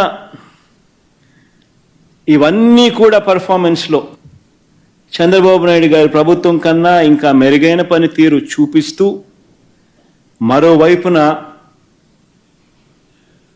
నిజాయితీతో పరిపాలన చేసినాం. ఎన్నికలప్పుడు ఎన్నికల మేనిఫెస్టో అని అంటూ ఏదైతే మేము మాట చెప్పామో తూచా తప్పకుండా అమలు చేశాం. ఒకసారి అవి కూడా ఒకసారి క్లిప్పింగ్ చూపించము. ఒకసారి మొట్టమొదటిసారిగా రాష్ట్ర చరిత్రలో ఎప్పుడు చూడాల, దేశ చరిత్రలో కూడా బహుశా ఎప్పుడు జరిగి ఉండకపోవచ్చు, బడ్జెట్ ప్రవేశపెట్టేటప్పుడే ఒక క్యాలెండర్ ఇచ్చి ఏ పథకం ఏ నెలలో అమలు అవుతుంది అని చెప్పి ఏకంగా సంక్షేమ క్యాలెండర్ను కూడా బడ్జెట్తో పాటు రిలీజ్ చేసిన ఏకైక ప్రభుత్వం మాదే. ఈ పాటికే జగన్ ఉండింటే ఈ నవంబర్ నెలాఖరికల్లా ఈ పాటికే వైఎస్ఆర్సీపీ ప్రభుత్వం ఉంటే ఈ పాటికే జగన్ ఉండింటే రాష్ట్ర ప్రజలకు ఈ పాటికే ఇవన్నీ కూడా వచ్చి ఉండేటివి. ఏప్రిల్ నెలలో జగనన్న వసతి దీవెన, వైఎస్ఆర్ వడ్డీ లేని రుణాలు స్వయం సహాయక సంఘాలకు, మే మాసంలో జగనన్న విద్యా దీవెన, వైఎస్ఆర్ ఉచిత పంటల బీమా, వైఎస్ఆర్ రైతు భరోసా, వైఎస్ఆర్ మత్స్యకార భరోసా, వైఎస్ఆర్ మత్స్యకార భరోసా డీజిల్ సబ్సిడీ కూడా. జూన్ మాసంలో బడులు తెరిచిన వెంటనే జగనన్న అమ్మఒడి, జూలై మాసంలో జగనన్న విద్యా కానుక, వైఎస్ఆర్ వాహన మిత్ర, వైఎస్ఆర్ కాపు నేస్తం, జగనన్న తోడు చిరు వ్యాపారులకు, ప్లస్ మిగిలిపోయిన లబ్ధిదారులకు ఆ 6 నెలల్లో ఎవరైనా కూడా మిగిలిపోయిన లబ్ధిదారులు ఎవరైనా ఉంటే వాళ్ళకు కూడా మళ్ళీ అప్లికేషన్ పెట్టి మళ్ళీ వాళ్ళకు కూడా సహాయం చేసే కార్యక్రమాలు. ఆగస్టు నెలలో జగనన్న విద్యా దీవెన మళ్ళీ ప్రతి 3 నెలలకు ఒకసారి ఇస్తా ఉన్న ఫీజు రీయింబర్స్మెంట్ పథకం 3 నెలలు అయిపోయిన వెంటనే మళ్ళీ ఆగస్టులో జగనన్న విద్యా దీవెన, వైఎస్ఆర్ నేతన్న నేస్తం. సెప్టెంబర్ మాసంలో వైఎస్ఆర్ చేయూత, అక్టోబర్ మాసంలో మళ్ళీ వైఎస్ఆర్ రైతు భరోసా 2వ విడత, నవంబర్ మాసంలో జగనన్న విద్యా దీవెన, వైఎస్ఆర్ సున్నా వడ్డీ రుణాలు రైతులకు. ఈ పాటికి ఇవన్నీ కూడా అయిపోయింది. జగనే ఉండింటే చంద్రబాబు నాయుడు గారు ముఖ్యమంత్రి అయ్యారు, అన్ని పథకాలన్నీ క్లోజ్. డిసెంబర్లో అంటే రేపు నెల వైఎస్ఆర్ ఈబీసీ నేస్తాం, వైఎస్ఆర్ లా నేస్తాం, మిగిలిపోయిన లబ్ధిదారులకు మళ్ళీ పథకాల వర్తింపు కార్యక్రమం. మళ్ళీ జనవరిలో వైఎస్ఆర్ రైతు భరోసా 2వ విడత, వైఎస్ఆర్ రైతు భరోసా 3వ విడత, వైఎస్ఆర్ ఆసరా, జగనన్న తోడు చిరు వ్యాపారులకు, వైఎస్ఆర్ పెన్షన్ కానుక పెన్షన్ పెంపు కార్యక్రమం. ఫిబ్రవరిలో జగనన్న విద్యా దీవెన మళ్ళీ ఆ త్రైమాసికానికి సంబంధించిన అక్టోబర్ నవంబర్ డిసెంబర్ సంబంధించిన త్రైమాసానికి సంబంధించిన ఫిబ్రవరిలో జగనన్న విద్యా దీవెన, జగనన్న చేదోడు నాయి బ్రాహ్మణులకు, రజకులకు, టైలర్లకు సంబంధించిన పథకం. మార్చిలో జగనన్న దీవెన, ఎంఎస్ఎంఈలకు ప్రోత్సాహకాలు. పద్ధతి ప్రకారం క్యాలెండర్ ఇచ్చి ఈ నెల ఇది, ఈ నెల ఇది, ఈ నెల ఇది అని చెప్పి 4 సంవత్సరాలు. Next slide లేకపోమ్మా. 4 సంవత్సరాలు కూడా బడ్జెట్లో ఈ స్లైడ్ కూడా పెట్టి, అంటే ఇప్పుడు చంద్రబాబు నాయుడు దాటివేయడానికి కోసం ప్రయత్నం చేస్తూ ఉన్నాడు కాబట్టి, ఇవ్వకూడదని ప్రయత్నం చేస్తున్నారు కాబట్టి, ఆయన పథకాలు ఎక్కడున్నాయి అని చెప్పి బడ్జెట్ చూస్తే కనిపించదు, ఎక్కడెక్కడనో వెతుక్కోవాలి. కనిపించకుండా కనిపిస్తాయి ఎక్కడో చోట.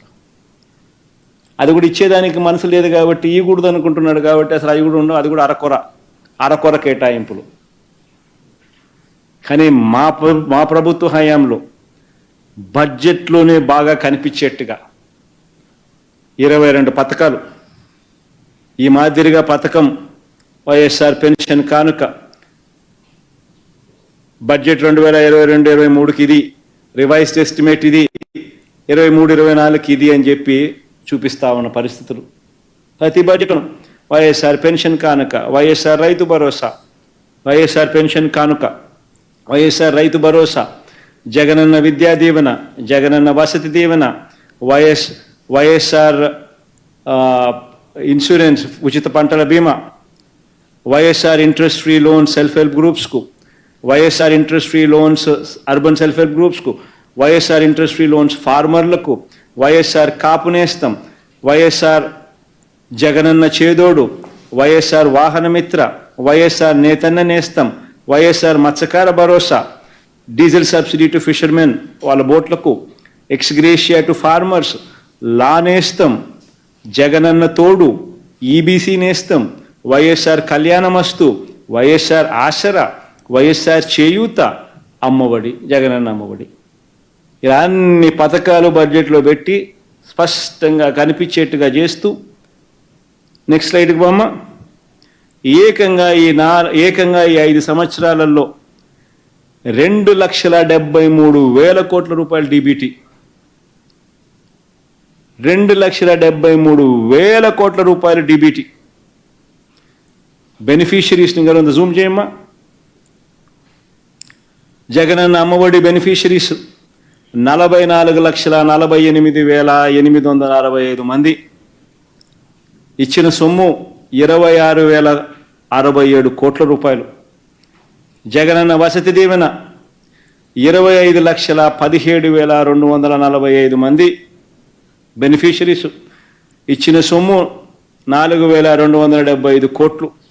జగనన్న విద్యా దీవెన 29,65,930 మంది బెనిఫిషరీస్. ఇచ్చిన సొమ్ము 12,609 కోట్ల రూపాయలు. జగనన్న విదేశీ విద్యా దీవెన 408 మంది బెనిఫిషరీస్, ఇచ్చింది 107 కోట్లు. వైఎస్ఆర్ రైతు భరోసా కింద 53,58,000 మంది రైతులకు ఇచ్చింది 34,378 కోట్లు. వైఎస్ఆర్ సున్నా వడ్డీ పంట రుణాలు 84,66,217 మంది బెనిఫిషరీస్, ఇచ్చింది 2,050. వైఎస్ఆర్ ఉచిత పంటల ఇన్సూరెన్సు 54,75,651 మంది రైతులకు ఇచ్చింది 7,802 కోట్ల రూపాయలు. ఇన్పుట్ సబ్సిడీ టు ఫార్మర్స్ 34,41,500 మంది రైతులకు ఇచ్చింది 3,261 కోట్ల రూపాయలు.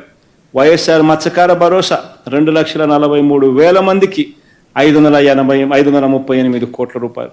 వైఎస్ఆర్ సున్నా వడ్డీ అక్క చెల్లెమ్మల కోసం, పొదుపు సంఘాల అక్క చెల్లెమ్మల కోసం 1,05,00,000 మందికి ఇచ్చింది 5,000 కోట్ల రూపాయలు. వైఎస్ఆర్ పెన్షన్ కానుక కింద 66,34,742 మందికి 92,547 కోట్ల రూపాయలు. వైఎస్ఆర్ చేయూత 27 లక్షల మందికి 19,189 కోట్ల రూపాయలు. వైఎస్ఆర్ ఆసరా 78,94,000 మందికి, అంటే 79 లక్షల మందికి 25,570 కోట్ల రూపాయలు. వైఎస్ఆర్ బీమా 103,171 మందికి 1,848 కోట్లు. వైఎస్ఆర్ కాపు నేస్తం 3,58,613 మందికి 2,029 కోట్లు. వైఎస్ఆర్ నేతన్న నేస్తం 82,000 మందికి 982 కోట్లు. జగనన్న చేదోడు అంటే రజకులు, టైలర్లు, నాయి బ్రాహ్మణులకు 3,37,000 మందికి 1,260 కోట్లు. కొంచెం సైజు పెంచాలా. వైఎస్ఆర్ లానేస్తం 5,781 మందికి 41.52 కోట్లు. వైఎస్ఆర్ వాహనమిత్ర 2,76,368 మందికి 1,300 కోట్లు. వైఎస్ఆర్ ఆరోగ్య ఆసరా 23,28,800 మందికి 1,390 కోట్లు. ఎంఎస్ఎంఈ రీస్టార్ట్ 23,236 మందికి 2,086 కోట్లు. అగ్రిగోల్డ్ బాధితులకు 10,40,000 మందికి 905 కోట్లు. అర్చకులకు, ఇమాములకు, మౌజములకు, పాస్టర్లకు 77,290 మందికి 37 కోట్లు. కోవిడ్ అసిస్టెన్స్ వైట్ కార్డ్ హోల్డర్లు కోవిడ్ అసిస్టెన్స్ 1,35,00,000 మందికి 1,350 కోట్లు స్పెషల్ అసిస్టెన్స్. ఈబీసీ నేస్తం 4,95,269 మందికి 1,876 కోట్లు. వైఎస్ఆర్ ఆరోగ్యశ్రీ కింద 39,38,985 మందికి 12,463 కోట్లు. వైఎస్ఆర్ కళ్యాణమస్తు షాదీ తోఫా 56,194 మందికి 427 కోట్లు. హౌసింగ్ 21,31,564 మందికి 12,295 కోట్లు. జగనన్న తోడు 15,87,492 మందికి 88 కోట్లు. ఏకంగా బెనిఫిషరీస్ను 8,70,6,898 మంది, మల్టిపుల్. 2,73,756 కోట్లు. నేను అడిగేది ఒకటే,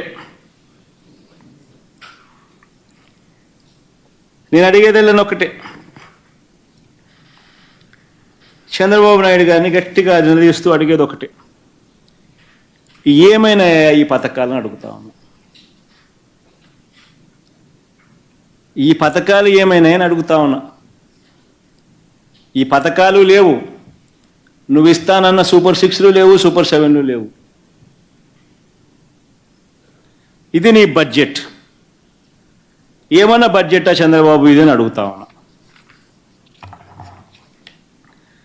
ఇదే చంద్రబాబు నాయుడు గారు సూపర్ 6లో ఏమన్నారో ఒకసారి చూద్దామా. ఇది కూడా ఇంపార్టెంటే, ఎందుకంటే ఆయన ప్రవేశపెట్టిన బడ్జెట్ డాక్యుమెంట్ ఇది. సూపర్ 6లో ఆయన ఏమన్నాడు, యువతకు 20 లక్షల ఉద్యోగాలు, నెలకు 3,000 రూపాయలు నిరుద్యోగ భృతి. 20 లక్షలు ఇంటూ 3,000 ఇంటూ 12 నెలలు అంటే 7,200 కోట్లు. ఎక్కడైనా బడ్జెట్లో కనిపించిందా? ఇదే పెద్ద మనిషి చంద్రబాబు నాయుడు గారిని నేను గట్టిగా నిలదీస్తూ అడుగుతా ఉన్నా. అదే మా హయాంలో అధికారంలోకి వచ్చిన 6 నెలలకే అక్టోబర్ 2వ తారీఖు మునిపే, గాంధీ జయంతికి మునిపే 1,34,000 గ్రామ వార్డు సచివాలయ ఉద్యోగాలు ఇచ్చినాం. 58,000 మందికి ఆర్టీసీ ఉద్యోగస్తులకు రెగ్యులరైజ్ చేసినాం. 2,60,000 మందికి వాలంటీర్లుగా నియామకం చేసి ప్రభుత్వంలోని ప్రతి పథకము ట్రాన్స్పరెంట్గా, వివక్ష లేకుండా, లంచాలు లేకుండా ప్రతి ఇంటికి డోర్ డెలివరీ చేయించాం.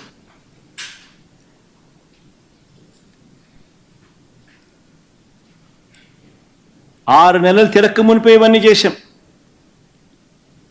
ఇవి కాక 5 సంవత్సరాలలో, ఇవి కాక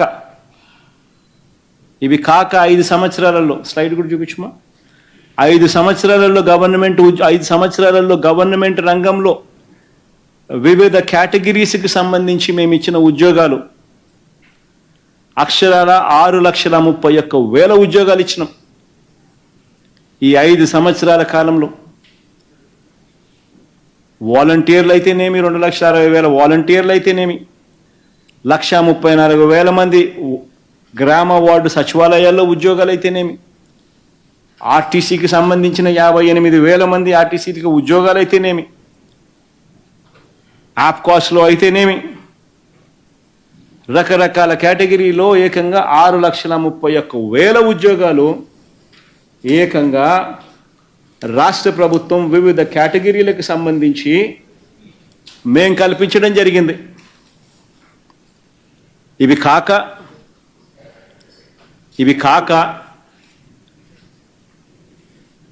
ఇవి కాక ఎంఎస్ఎంఈస్కి సంబంధించి 2,100 కోట్ల రూపాయలు ఎంఎస్ఎంఈలకు సంబంధించి ఇన్సెంటివ్స్ అన్నీ కూడా ప్రాంప్ట్గా ఇవ్వడం జరిగింది. 6,31,000 కేటగిరీస్ చూడండి, ఒకసారి బయటికి తీయండి, మధ్య స్క్రీన్ బ్లోఅప్ చేయండి. ఏ కేటగిరీలో గవర్నమెంట్లో ఏమేమి ఉద్యోగాలు ఇచ్చినామనేది.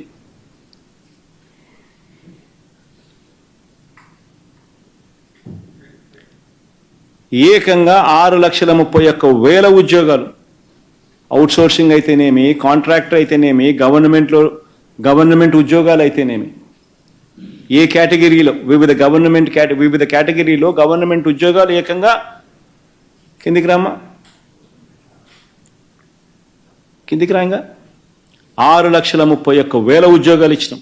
కొంచెం తగ్గించి కొంచెం పైకి బామ్మ.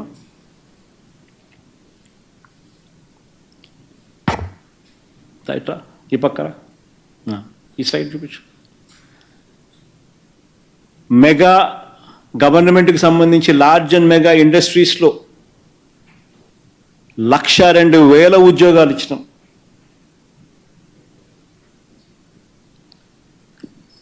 దాదాపుగా 80,000 కోట్ల రూపాయలు పెట్టుబడుల కృష్ణ,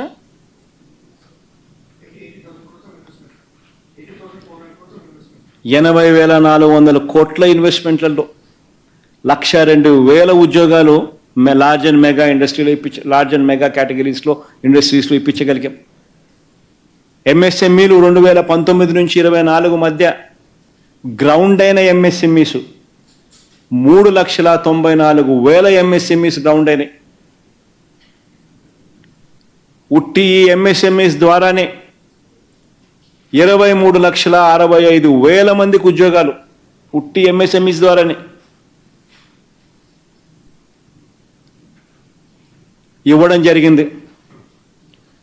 గవర్నమెంట్ రంగంలో ఇచ్చిన 6,31,000 ఉద్యోగాలకు తోడు లార్జ్ అండ్ మెగా ఇండస్ట్రీస్లో ఇచ్చిన 1,02,000 ఉద్యోగాలకు తోడు ఎంఎస్ఎంఈస్లో ఇచ్చిన 23 లక్షల ఉద్యోగాలకు తోడు ఇవన్నీ కలిపితే 30,99,476 మందికి 5 సంవత్సరాలలో మేము ఉద్యోగాలు ఇవ్వగలిగినాం.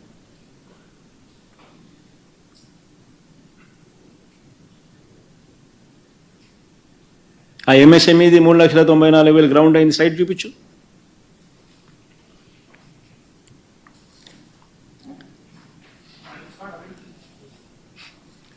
మేం చేస్తే ఇవన్నీ ఇవాళ చంద్రబాబు నాయుడు గారి ప్రభుత్వంలో ఏం జరుగుతూ ఉంది? చంద్రబాబు నాయుడు ప్రభుత్వంలో ఏం జరుగుతూ ఉంది? 2,60,000 మంది వాలంటీర్లను రోడ్డు మీద పడేసినారు. ఉద్యోగాలు కట్. 15,000 మందిని ఏపీ బ్రేవరీస్ కార్పొరేషన్లో పనిచేస్తూ ఉన్న వాళ్ళను ఉద్యోగాల నుంచి తీసేసినారు.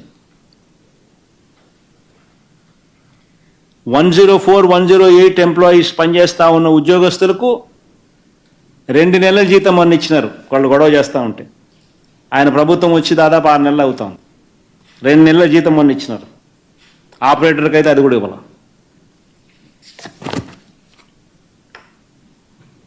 ఆర్పీలకు ఇంకా ఆర్పీలకు జీతాలు ఇవ్వడం లేదని వాళ్ళ కంప్లైంట్. టాయిలెట్ మెయింటెనెన్స్లో ఆయాలకు జీతాలు ఇవ్వడం లేదని వాళ్ళ కంప్లైంట్. ఇవన్నీ 6 నెలల్లోనే చంద్రబాబు నాయుడు గారి పరిపాలనలో చూస్తూ ఉన్న విచిత్రాలు.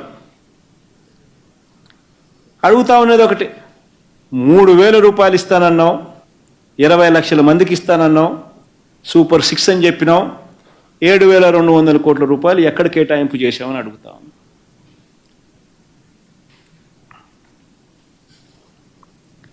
ఏమన్నాడు ఇంటికి పోయిన ప్రతి సూపర్ 6 చూపించమా ఒకసారి. ఓట్ల కోసం చంద్రబాబు నాయుడు అన్న మాటలేంటి సూపర్ 6లో? చిన్న చిన్న పిల్లలు ఎంతమంది కనపడితే చాలు, చిన్న పిల్లలు కనపడితే చాలు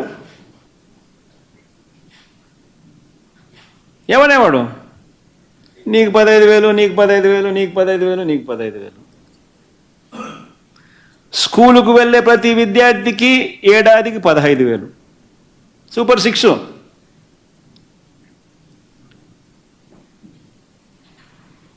ఈరోజు గవర్నమెంట్ బడులలో గవర్నమెంట్ బడులు ప్రైవేట్ స్కూళ్ళల్లో ఇవాళ స్కూలుకు వెళ్ళే పిల్లలు ఎంతమందో తెలుసా?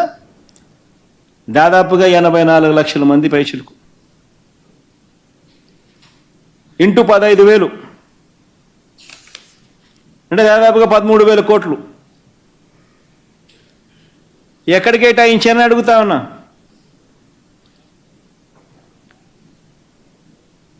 ఎక్కడ కేటాయించానని అడుగుతా ఉన్నా. ఎప్పుడు ఇస్తారని అడుగుతా ఉన్నా.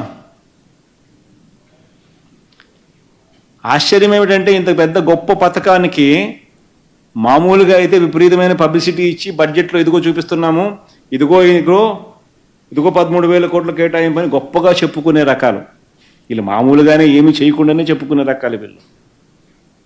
అలాంటిది ఈ పథకం ఎక్కడుంది, దీనికి డబ్బులు ఎక్కడ కేటాయించినారు అని చెప్పి బడ్జెట్లో డాక్యుమెంట్లను ఎత్తుక్కుండా కూడా కనపడ్డంలా.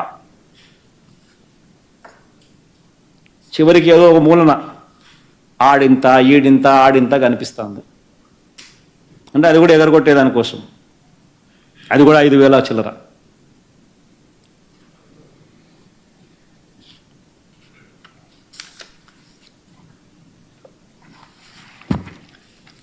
సూపర్ 6లో ఏమంటాడు ప్రతి రైతుకు?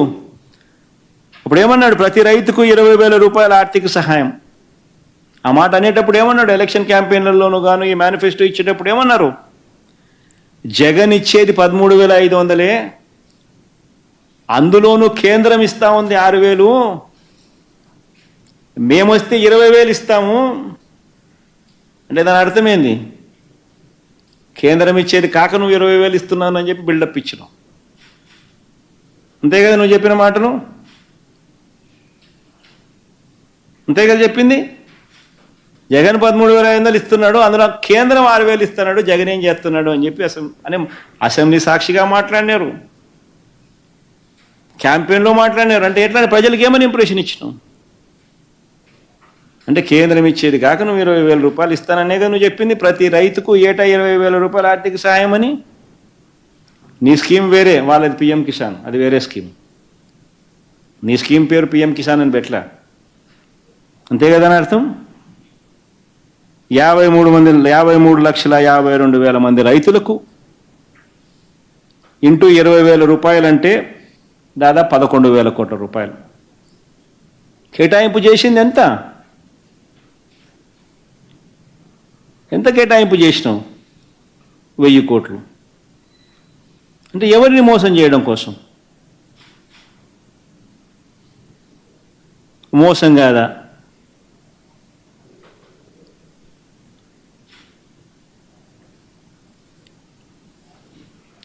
ఇంకో ఏమంటాడు? ప్రతి మహిళకు నెలకు 1,500 రూపాయలు, 19 సంవత్సరాల నుంచి 59 సంవత్సరాల వరకు ప్రతి మహిళకు 1,500 రూపాయలు అంటే 18,000 రూపాయలు. ప్రతి మహిళకు 18,000 రూపాయలు ఇస్తాడంట అని చెప్పింది.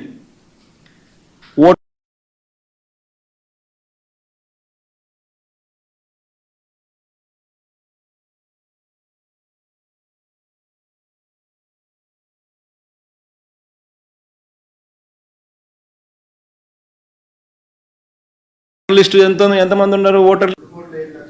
సరే, 2,15,000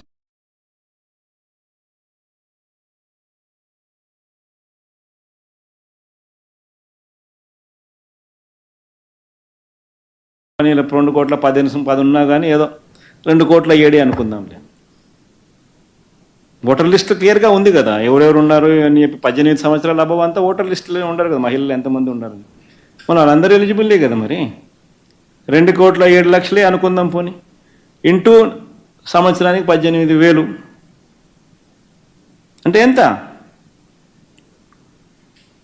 37,313 కోట్లు. 37,313 కోట్ల రూపాయలకు గాను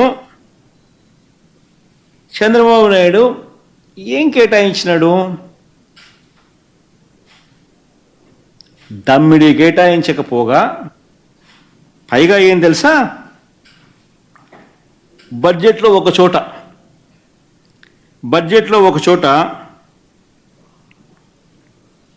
3,341 కోట్ల రూపాయలను ఈనాడు కటింగ్ చూపించాం ఒకసారి. ఎంత దారుణంగా వీళ్ళంతా ప్రజలను అబద్ధాలతో మోసం చేస్తారనంటే, ఆ ఈనాడు కటింగ్ ఒకసారి చూడండి. ఆడబిడ్డ నిధి పథకానికి 3,331 కోట్ల రూపాయలు అని చెప్పి ఈనాడు ఫోటో అది.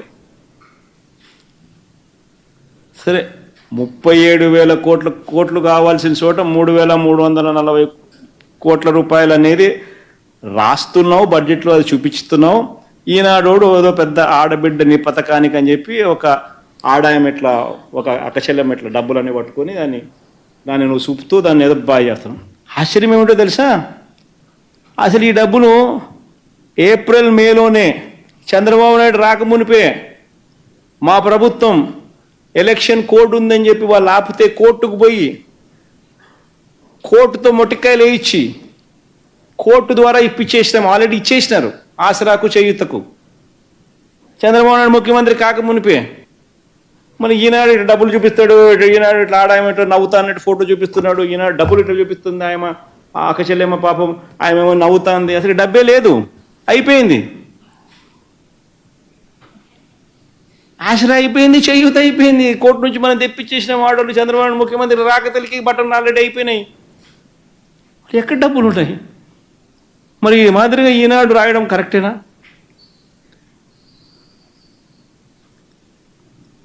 ఏం మోసం ఇది, ఏం దగా ఇది, ఏం అబద్ధాలు ఇవి?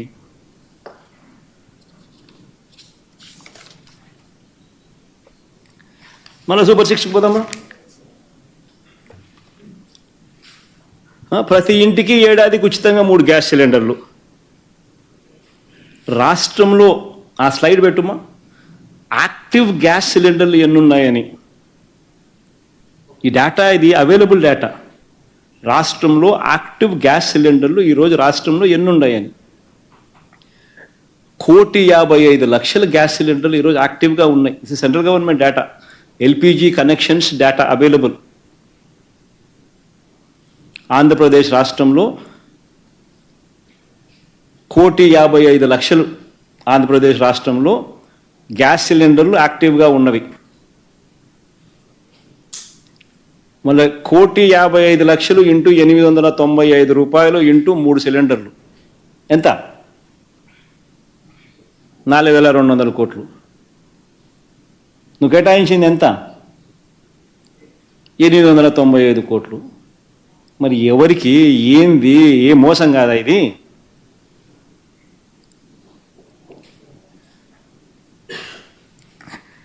పోనీ చివరికి చిన్నవి గ్యాసు, బస్సు అనేవి చాలా చిన్నవి. అసలు వాస్తవం చెప్పాలంటే ఉచిత బస్సు, ఈ ఉచిత బస్సు అనేది దసరా అయిపోయింది, దీపావళి అయిపోయింది, విజయదశమి అయిపోయింది, వినాయక చవితి అయిపోయింది, ఇంకా ఏముండయో నాకు తెలియదు.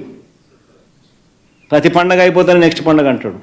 ఇవన్నీ మామూలుగా ఈ గ్యాస్ కానీ ఈ బస్సు కానీ చాలా చిన్నవి. ఈ చిన్నవి లాస్ట్కి చేస్తాడేమో చంద్రబాబు నాయుడు. ఎలక్షన్ దగ్గరికి వచ్చేసరికి మభ్యపెట్టేందుకు ప్రజలను సూపర్ 6లో నేను 2 చేసిన అని చెప్తాడు. లాస్ట్కి ఏంది? Gas, bus. మిగతా పెద్దవన్నీ పంగనామాలే, అంతే కదా. చివరికి చిన్నవి కూడా చేయడానికి ఈ మనిషికి మనసే రాదు.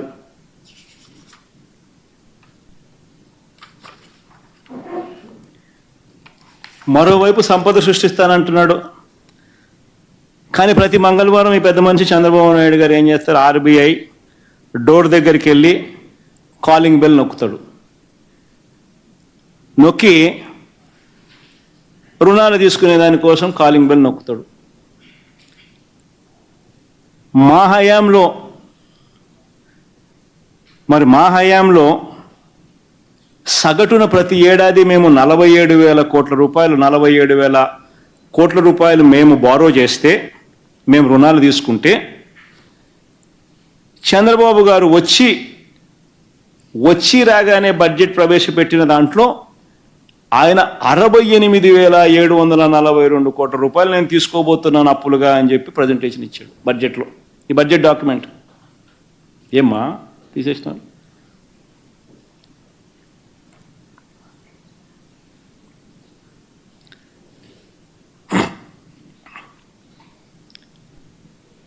ఆర్బీఐ కాలింగ్ బెల్, ఆర్బీఐ దగ్గరికి వెళ్ళి చంద్రబాబు నాయుడు గారు మంగళవారం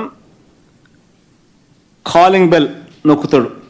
నొక్కుతూ 68,742 కోట్లు నేను తీసుకోబోతున్నానని చెప్తున్నాడు. మరి 47,000 కోట్ల రూపాయలు తీసుకున్న మేమేమో మా హయాంలో రాష్ట్రం శ్రీలంక అవుతుందా? మళ్ళీ ఆయన 68,742 కోట్లు నేను తీసుకోబోతున్నాను అని చెప్పి ఏకంగా బడ్జెట్లో చెప్పిన ఈయన హయాంలో రాష్ట్రం శ్రీలంక అవుతుందా అన్నది నిజంగా ప్రతి ఒక్కరూ కూడా ఆలోచన చేయాల్సిన అవసరం. నిజంగా ఒకవైపు ఏమో చంద్రబాబు నాయుడు గారి హయాంలో నిజంగా అన్ని రకాలుగా రాష్ట్రం కుదేలైపోయిన పరిస్థితి కనిపిస్తూ ఉంది. ఇచ్చిన ప్రతి హామీని కూడా నిలబెట్టుకోకుండా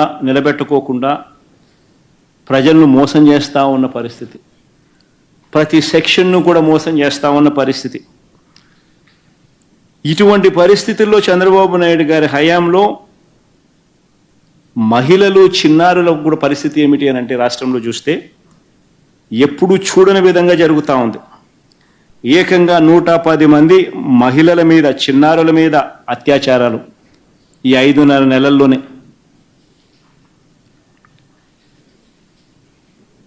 ఇందులో 11 మంది చనిపోవడం కూడా జరిగింది. నిన్న కూడా 3 ఇన్సిడెంట్లు జరిగాయి. రాష్ట్రంలో ఈ 5.5 నెలల కాలంలోనే ఏకంగా రాష్ట్ర వ్యాప్తంగా 177 హత్యలు జరిగాయి. 500కు పైగా హత్యాయత్నాలు జరిగాయి ఈ 5.5 నెలల కాలంలోనే. ఇంతకుముందు నేను చెప్పినట్టుగా 110 మంది మహిళలు, చిన్నారుల మీద అత్యాచారాలు, లైంగిక దాడులు జరిగాయి. 11 మంది చనిపోవడము జరిగాయి. ఇంతమందిపై దాడులు జరుగుతూ ఉన్నా, మహిళలపై అన్యాయాలు జరుగుతూ ఉన్నాయి. బడ్జెట్ చూస్తే నీది మోసం, అబద్ధం, అన్ని రకాలుగా ఈ ప్రభుత్వం ఫెయిల్ అయిపోయిన పరిస్థితులు.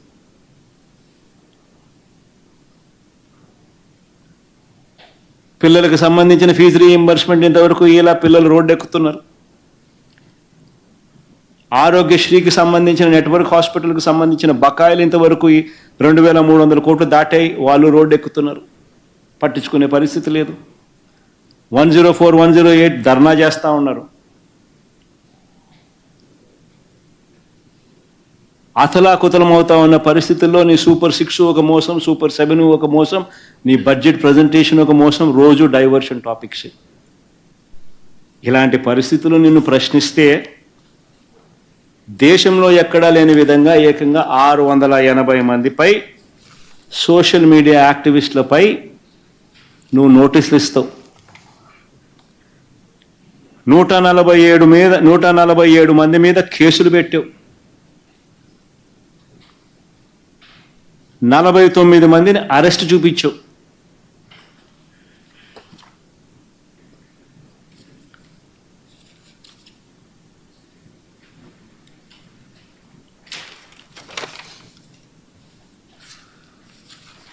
సూపర్ 6 ఏమో నీ చంద్రబాబు నేను ఒకటే అడుగుతున్నా, ఇదిగో నీ మోసం.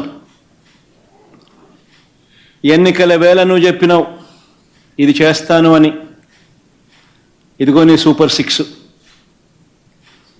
దీనికి కావాల్సిన బడ్జెట్ ఇది 74,000 కోట్లు. నువ్వు చేసినది మోసం కాదా?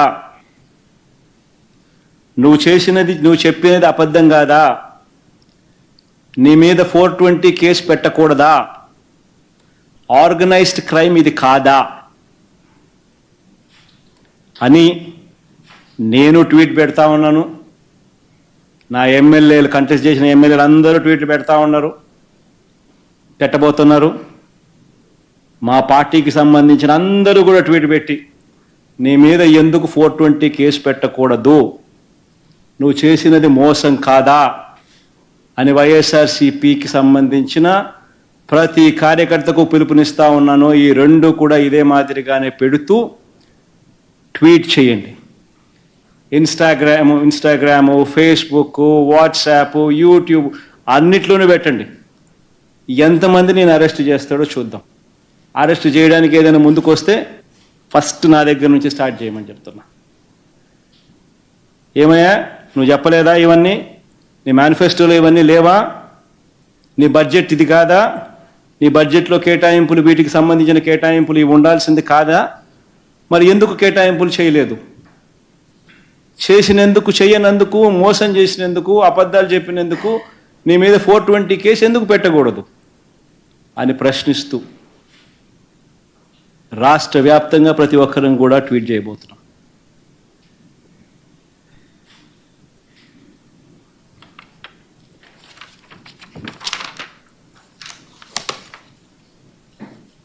అంతే బాటలే.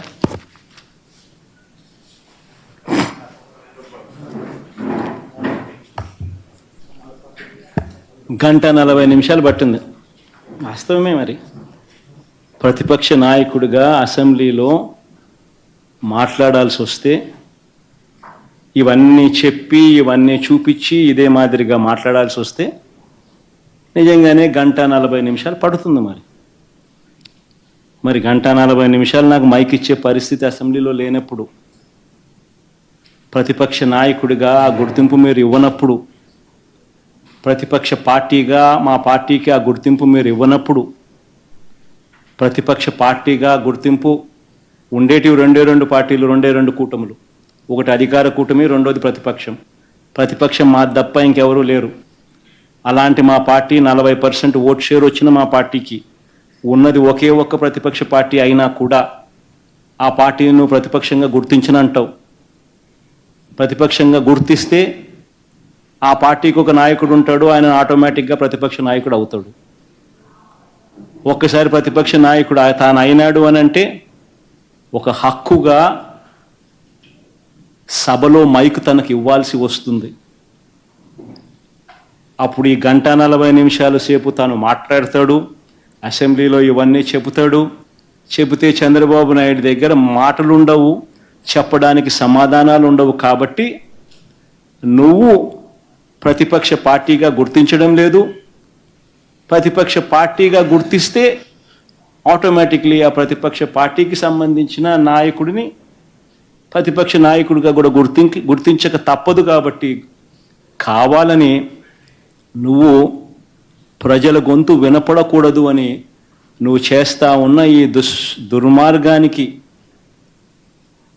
మీడియా ద్వారా ప్రజల సమక్షంలో ప్రజల తరపున మాట్లాడుతూ ప్రజలకు సుదీర్ఘంగా అన్ని విషయాలు తెలియజేస్తా ఉన్నాను.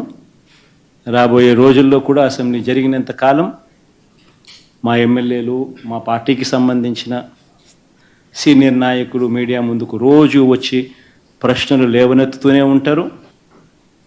ప్రతి 3వ రోజుకో 4వ రోజుకో నేను కూడా వచ్చి ఇలా సుదీర్ఘంగా నాకే మైక్ ఉంటే, అసెంబ్లీలో నాకు కూడా మైక్ ఇచ్చి ఉంటే, ఇచ్చే ధైర్యం మీరు చేసి ఉంటే ఇవే ప్రశ్నలు ఆన్సర్ మీరు చెప్పవలసి వస్తుంది అని చెప్పి మీడియా ద్వారా ఖచ్చితంగా అడుగుతూ ఉంటాం. Thank you. Sir, your YSRCP MLCs today walked out of the council. What's your say on that? And apart from it, sir, important issue that social media activists of your party have been booked. Even Sajila Ramakrishna Garu has already been booked in the cases. Avinash, as I've been telling you earlier, see, every party has social media activists. Not only the parties have social media activists. Generally, by and large, you have so many millions of voices who are social media activists. Why do you say Modi has so many followers? Why do you say so-and-so has so many followers? Likewise, every party has so many followers. Every party manages their own accounts also, social media accounts also. And you have millions of people following. Every one of them has their own Facebook account. How difficult is it for everybody who is following automatically creates their own Facebook account, their own WhatsApp account, their own Instagram account, their own YouTube account. It's just a matter of filling in certain forms and you're there. Everybody does it. You also have them. And just because you voice your concern, you question the government, your cases are registered against you. And if that were to be the case, then do you think democracy would survive? You need to ask these questions yourself. If any party which is in the opposition is to go through this kind of harassment, then do you think any voice could be raised? Even when we were in government, I could show you so many of these voices, a lot of them from TDP sponsored. They have their own ITDP or so whatever, also from their own platforms. But what could anybody do? See, you cannot choke the voice of the people. It is the freedom. The freedom that you have as your party is not to see. See the messages what these people have put in. They're not, all these messages like, Ammaku nillo, Nanaku fullo. What is wrong in it? These are general, regular messages. Even these kind of messages, what have been put up, voicing against the government, are also questioned. And worse off, you're ignoring the Supreme Court guidelines, which confines you to only 41A. Whereas now you're projecting them as organized crime. What is organized there? What is a crime there? If somebody were to voice out a concern and you say it's an organized crime, then I think Congress regularly refutes Modi. And so many other parties refute, so many other leaders, so many other parties. Then all of them are to be put behind bars. See, all these people are kids. All these people are probably, 35, 40 years at best, from 25 to 40 years of age. Why do you want to ruin their lives? What exactly are you gaining out of this? All what they did was raise concern. All what you should be doing is correct yourself. That is where it ends. Sir, Mr. Naidu, has been known as an organized criminal. You are saying Mr. Naidu is an organized criminal and that there has been plans from the TDP and like-minded parties since 2022 to create some kind of perception.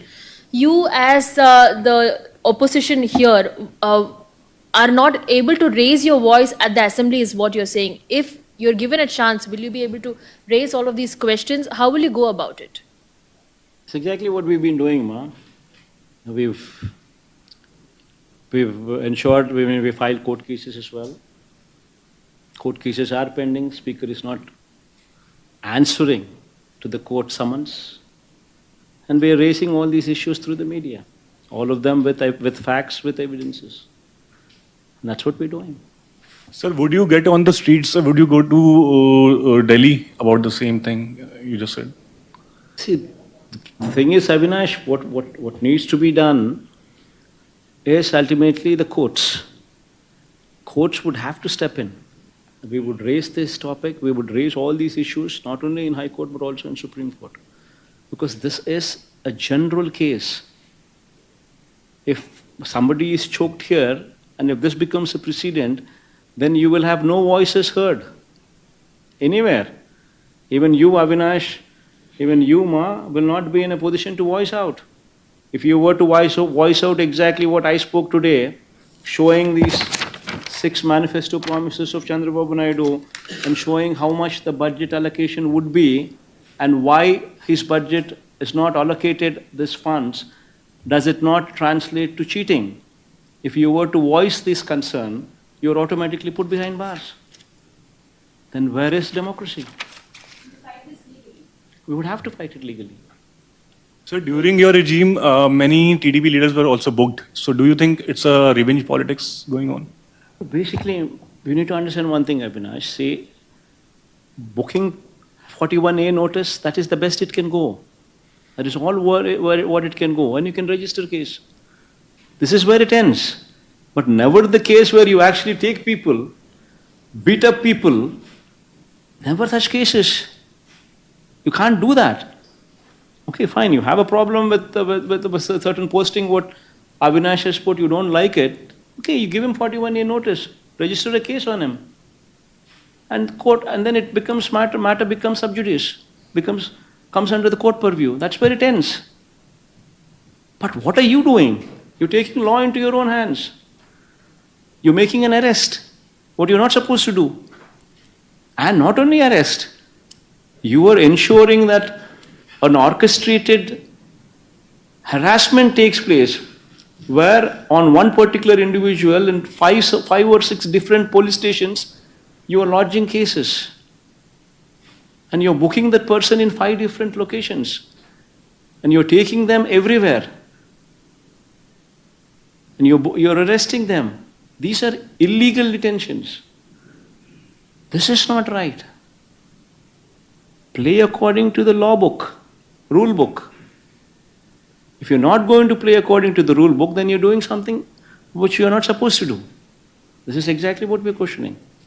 Sir, you're saying opposition leaders' voices are being stifled. At the same time, your sister Y.S. Sharmila yesterday, she is demanding that YSRCP MLAs who have not attended assembly resign because they're not even part of assembly sessions. Let's not talk about my sisters here. They have 1.7% vote Sir, share. sir. The Congress party has 1.7% vote share. Let's not talk about a party which is insignificant in Andhra Pradesh. Please, let's not talk. Sir assembly సమావేశాలకు హాజరు కాకపోతే చట్టం తన పని తాను చేసుకుపోతున్నట్టు speaker గారు ఒక comment చేశారు సార్, దీన్ని ఎట్లా చూస్తారు? Ramesh? అసెంబ్లీ సమావేశాలకు హాజరు కాకపోతే చట్టం తన పని తాను చేసుకుపోతుందంటూ స్పీకర్ గారు కామెంట్ చేశారు. ఒకవేళ మీరు ఎట్లానే అసెంబ్లీ సమావేశాలకు హాజరు కాకపోతే డిస్క్వాలిఫై అయ్యే అవకాశం ఉందనేది కూడా జరుగుతున్నటువంటి చర్చ సార్. అల్టిమేట్గా అదే దుర్గా నేను చెప్పేది. అల్టిమేట్గా తప్పెక్కడ జరుగుతూ ఉంది? నువ్వు అసెంబ్లీ అన్నది ప్రజల గొంతు వినపడకుండా నీ గొంతులు మాత్రమే నువ్వు వినిపించే కార్యక్రమం చేస్తే నీ అసెంబ్లీ సమావేశాలన్నీ ఏం జరుగుతాయి? ఆత్మస్తుతి, పరనింద. ఇంతే జరిగేది. ఆత్మస్తుతి, పరనింద, నీ అబద్ధాలు, నీ మోసాలు, వీటి ప్రొపగేషన్. ఎవడు మాట్లాడేది ఉండదు, ఎవడు అడిగేది ఉండదు, ఎవడు చెప్పేది ఉండదు. అంతా నువ్వే బౌలరు, నువ్వే బ్యాట్స్మెన్, నువ్వే వికెట్ కీపరు, నువ్వే ప్లేయరు, నువ్వే కీపరు, నువ్వే ఫీల్డరు. సమస్య ఏముంది? ఇంక అన్నీ నువ్వే. ప్రతిపక్షం అన్నది అసెంబ్లీ జరుపుకోవాలన్నది ప్రభుత్వానికి ఉండాలి. ప్రతిపక్ష వాయిస్ వినిపించాలి, వినబడాలి అని ప్రభుత్వానికి ఉండాలి. వినపడితేనే నేను కరెక్షన్స్ చేసుకుంటాను అన్న ధ్యాస ప్రభుత్వం నడిపే వాళ్ళకు ఉండాలి. ఎప్పుడైనా కూడా ప్రభుత్వం నడిపే వాళ్ళు they should be open to correction. If they are not open to correction then you would never learn the mistakes. విననప్పుడు, కనపడనప్పుడు, వినకూడదు అని అనుకున్నప్పుడు నువ్వు తప్పులు చేస్తూనే పోతావు. That is what you're doing.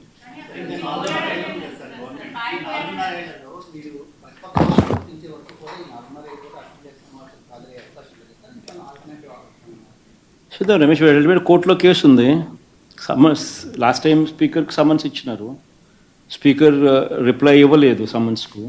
మళ్ళా కోర్టు నిన్న మళ్ళీ సమన్స్ ఇచ్చింది స్పీకర్కు రిప్లై చేయమని చెప్పి సెక్రటరీకి. సో రిప్లై ఈక తప్పదు. రిప్లై ఇచ్చిన తర్వాత అది నిలబడదు.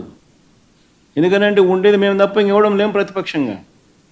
వేరే ఇంకొక పార్టీ ఎవడన్నా ఉంటే నువ్వు కనీసం వాళ్ళకి ఇస్తున్నాను ఈయనకు బదులు అని చెప్పేదానికి ఇంకొక పార్టీ లేదు అక్కడ. సో ఆటోమేటిక్లీ నీకు ప్రతిపక్ష పార్టీగా గుర్తించాల్సిందే. అది తప్పదు. అది గుర్తించిన తర్వాత న్యాచురలీ ఆ పార్టీకి ఎంతమంది అన్నా ఎమ్మెల్యేలు ఉండని ఆ గుర్తించిన ఆ పార్టీకి ఒక నాయకుడు అనేవాడు ఉంటాడు.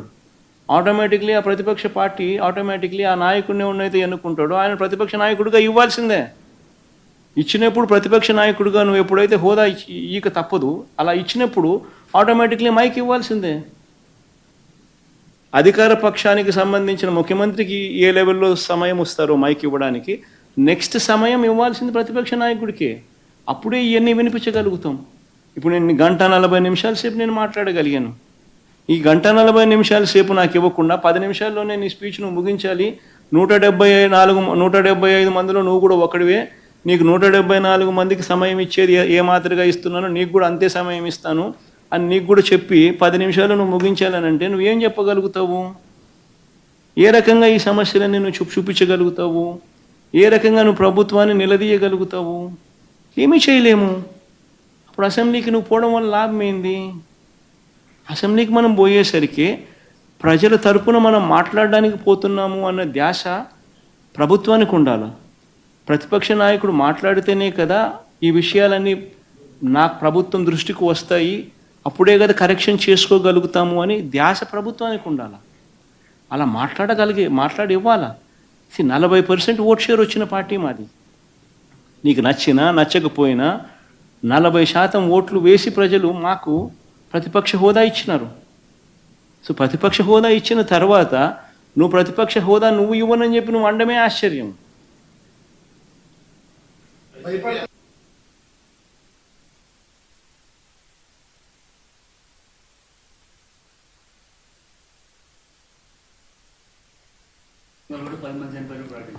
అదే రవి, డయేరియా ఘటన జరిగినట్టుగా అంతలో ఇంతమంది చనిపోయినట్టుగా నేను చెప్పడమే కాదు, వాళ్ళ పార్టీకి సంబంధించిన వాళ్ళ డిప్యూటీ సీఎం కూడా అక్కడికి వెళ్ళి చెప్పిన తర్వాత కూడా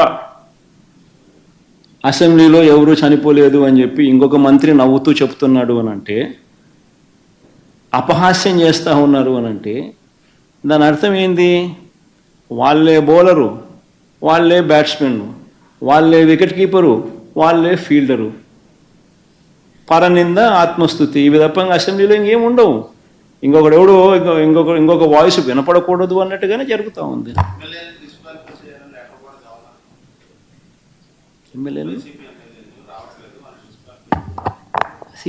డిస్క్వాలిఫై చేయగలగడం అన్నది వీళ్ళ చేతుల్లో లేదు. నన్నున్నా చేయగలుగుతాను, చేయమను, రమ్మను, రెడీ రమ్మను.